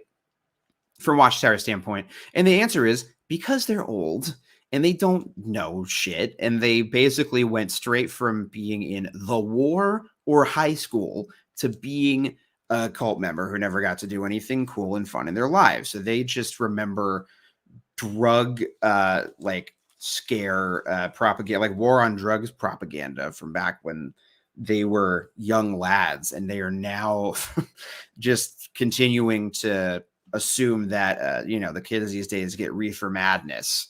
So I don't know. I think that's literally the only reason. That's the only reason why they don't allow beards. It's just because they're fucking old fogies whose ideals are just frozen in time. I mean, that would be the biggest get since Ray France. You know, if Anthony Morris decided to write a tell-all book, I'm gonna read it. Okay, I'll read it. Yeah, I want to know the dirt.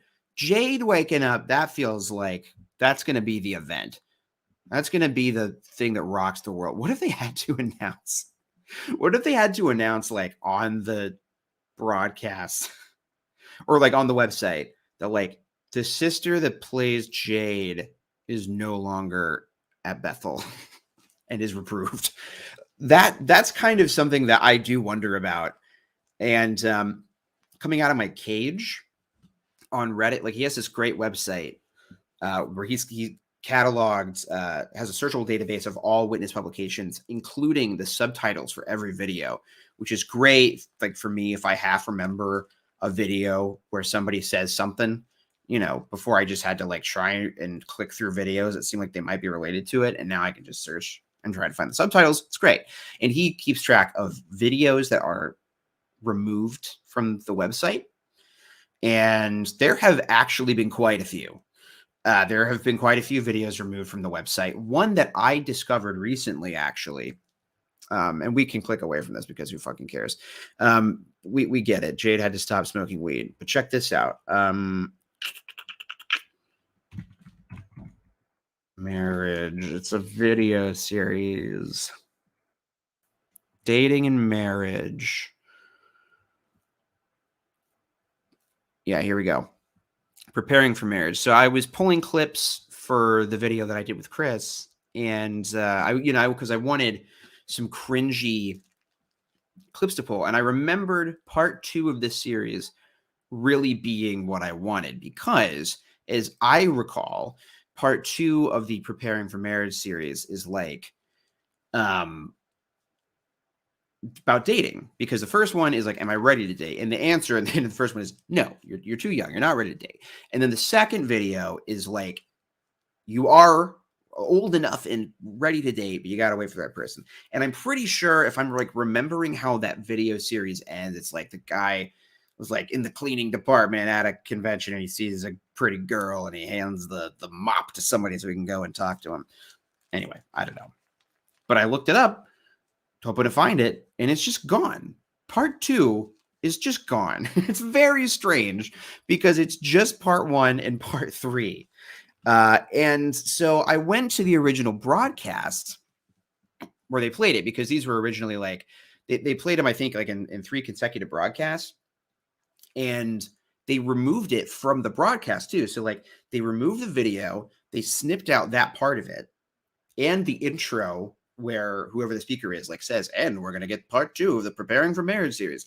Like they clipped out all that stuff and then re-upload the video without it. So like when that stuff happens, it has to be because somebody was disfellowshipped, right? Like, and not just that they were disfellowshipped. I like that word had gotten out that it was something public. I have to imagine that's why. Now, part 2 of the Preparing for Marriage series is notable, but everybody in the witness community knows Jade and Nita. Come on. Like they literally, the speakers talk about them like they're real people. They'll say things like, remember the example of Jade and Nita. And, you know, non-witnesses visiting the hall are just gonna be like, oh, who are those people? And I'm like, oh, they're fictional characters in our videos. They're fake and they don't like each other as more than friends, no matter what all their body language says. So I do wonder sometimes, like if Jade or Nita wakes up and, you know, goes on and posts their TikTok or their YouTube video, like why I left the witnesses, like I feel like they couldn't just take it down, right? I guess they would, but wouldn't everybody be asking about Jade and Nita? They're a part of the canon at this point. I don't know. Doesn't matter. Folks, I want to get a final tally here. We had consistently over 250 people watching this live, which is insane. That is lovely. And it means a lot because it's been like a really shitty few months, and I had to take a break from the channel for a little bit for my own sanity. And I kind of worried when I came back that nobody would care or give a shit anymore. And so it's really nice to see people watch because I really have fun doing it. And it's just one of my favorite things to do. It's just hang out and talk about this shit. It's a lot of fun. And if you are in the chat or super chatted or whatever, you're a godsend. A godsend. And I really appreciate it. So the Patreon is back up. I've renamed it just my name. And because I'm going to start kind of trying to split my efforts between doing whatever the fuck.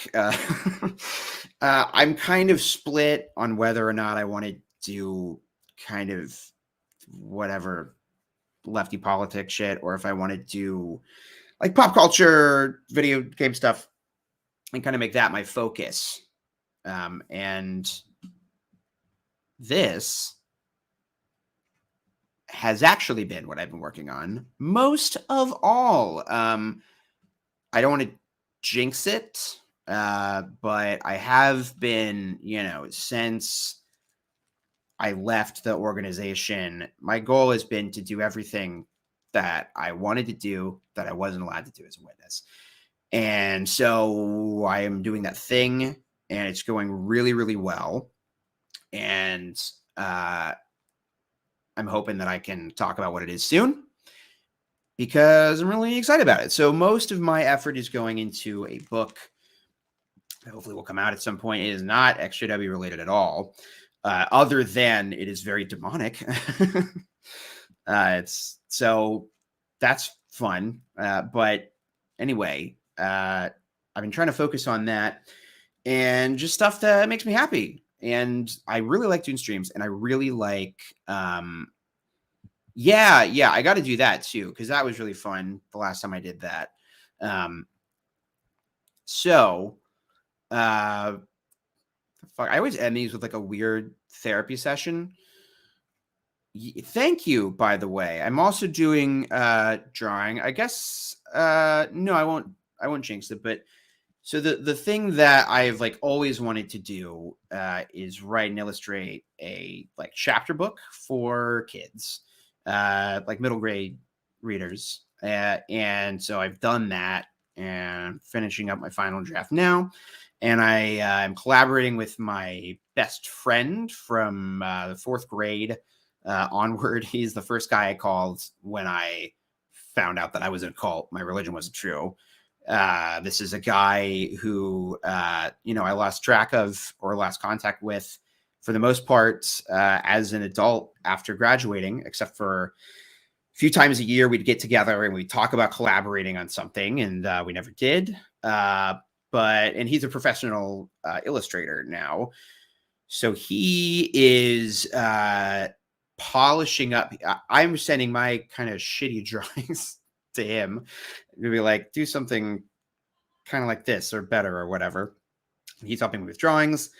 So it's kind of like The Conjuring for kids is my pitch. And it's really fucking fun. And oh boy, let me see. Do I have any? I probably have illustrations on my iCloud that I could share. I posted some on Patreon, so it's not like fucking top secret. I just, you know, I heard an interview on some podcast with John Grisham once, and he's got a Southern accent, which I should have guessed, but I didn't know that. And so the host asked him, like, what's his advice from for young writers? And he's like, don't tell people you're writing stuff. That is your business. Nobody needs to know about that. Nobody wants to hear about it. And I was like, he's so right.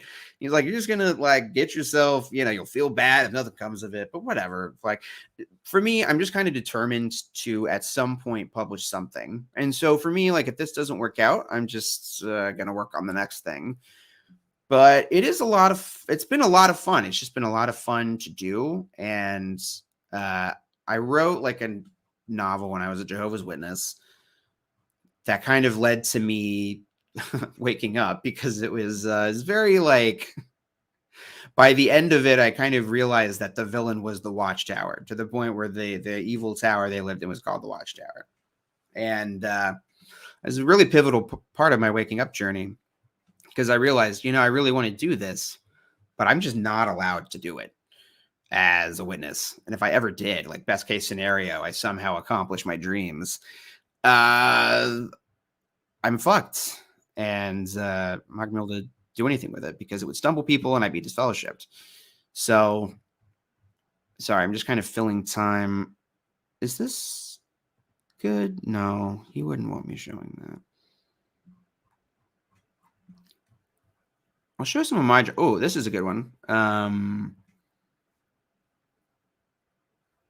Let's see if I can share this. Hey, nobody steal this, okay? Because I'll be able to prove that you did, because I did it on a live stream. Yeah, so imagine it's a detective series. So I get it's kind of like Goosebumps meets Series of Unfortunate Events meets like Harriet the Spy or something. Hey, thanks for hanging out. It was super cool. I just want to show this really cool piece of art. So this is my friend Bart. He drew the logo for the channel, the little devil guy. I sent him a shitty drawing I did of the devil guy, and he made it look cool. Oh, I thought I did. I just didn't. It didn't really matter too much to me, because it was not that much money, and I didn't know any better. You know, I thought I was doing the right thing. If anything, I felt bad for not giving more at the time. And so now I just feel like, oh, thank God I didn't give more money. I would have been really annoyed if I did, because it's not anything I could do to get it back. This is a really cool drawing that Bart did of the protagonists. They're twins. Twin exorcists, and they have a paranormal detective agency. So those are Ansel and Flora Abaddon. Those are their names currently, which is pretty cool. So those are his drawings. I had no design in mind for the main characters, so I told him literally whatever. I drew some of the like creatures and some of the secondary characters and their little animal protagonists. So I sent him some drawings there. It's kind of fun. Ooh, here's what I'll do. You ready? I'll end this by showing you some drawings I did as a PIMO witness. Okay. This is it's always very shocking to look at this stuff in hindsight. Share this. So look at this guy. You know, I legitimately, I could not figure out. I could not fucking figure out how to share an Instagram page. I couldn't figure it out. I couldn't figure out how to share a link to it. I tried to start an Instagram called Art Worldly, and then I just could never figure out how to share a link to it. So I just gave up and was like, well, I don't know. I post art on Instagram sometimes. So this is something I drew as a witness. It kind of fit into this dystopian fantasy thing I wrote that involved a lot of people in business suits wearing masks and having no face, which in hindsight is really crazy. That was an image that constantly was in my brain. Let's see. Ooh, look at this. Now, here you go. I'm doxing some witnesses here, so nobody tell anybody, I guess. But here is young Jake in the parking department. That is me. And this is just days before. Let's see. Is that right? Yeah, this is 2017. So this is days, maybe the day that I asked Christina out. And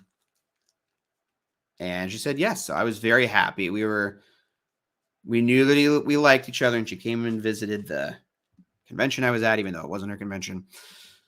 Anyway, there you go. Unexpected thing. Here, look at this.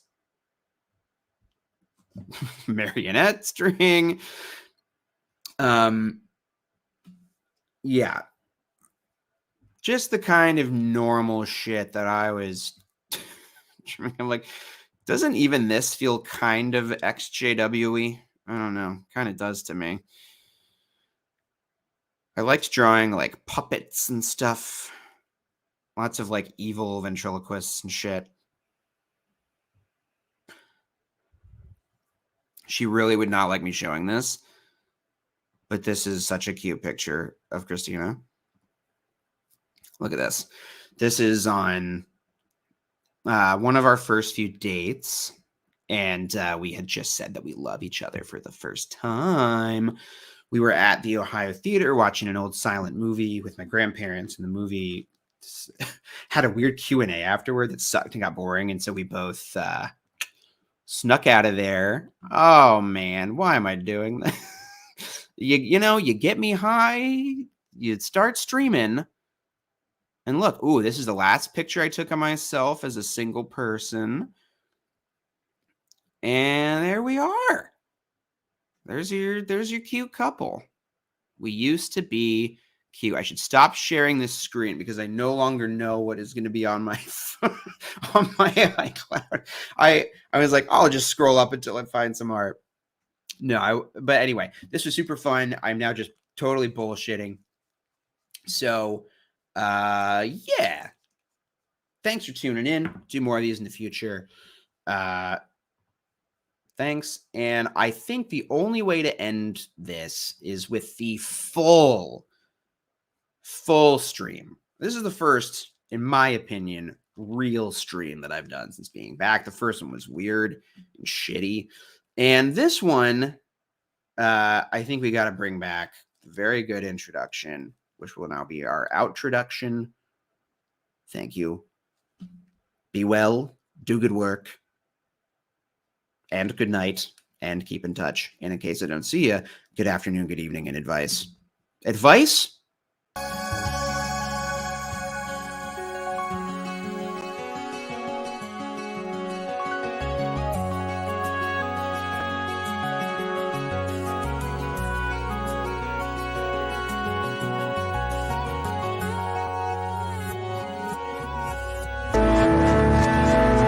Okay, it's up. Guess who just walked in? There's Jake.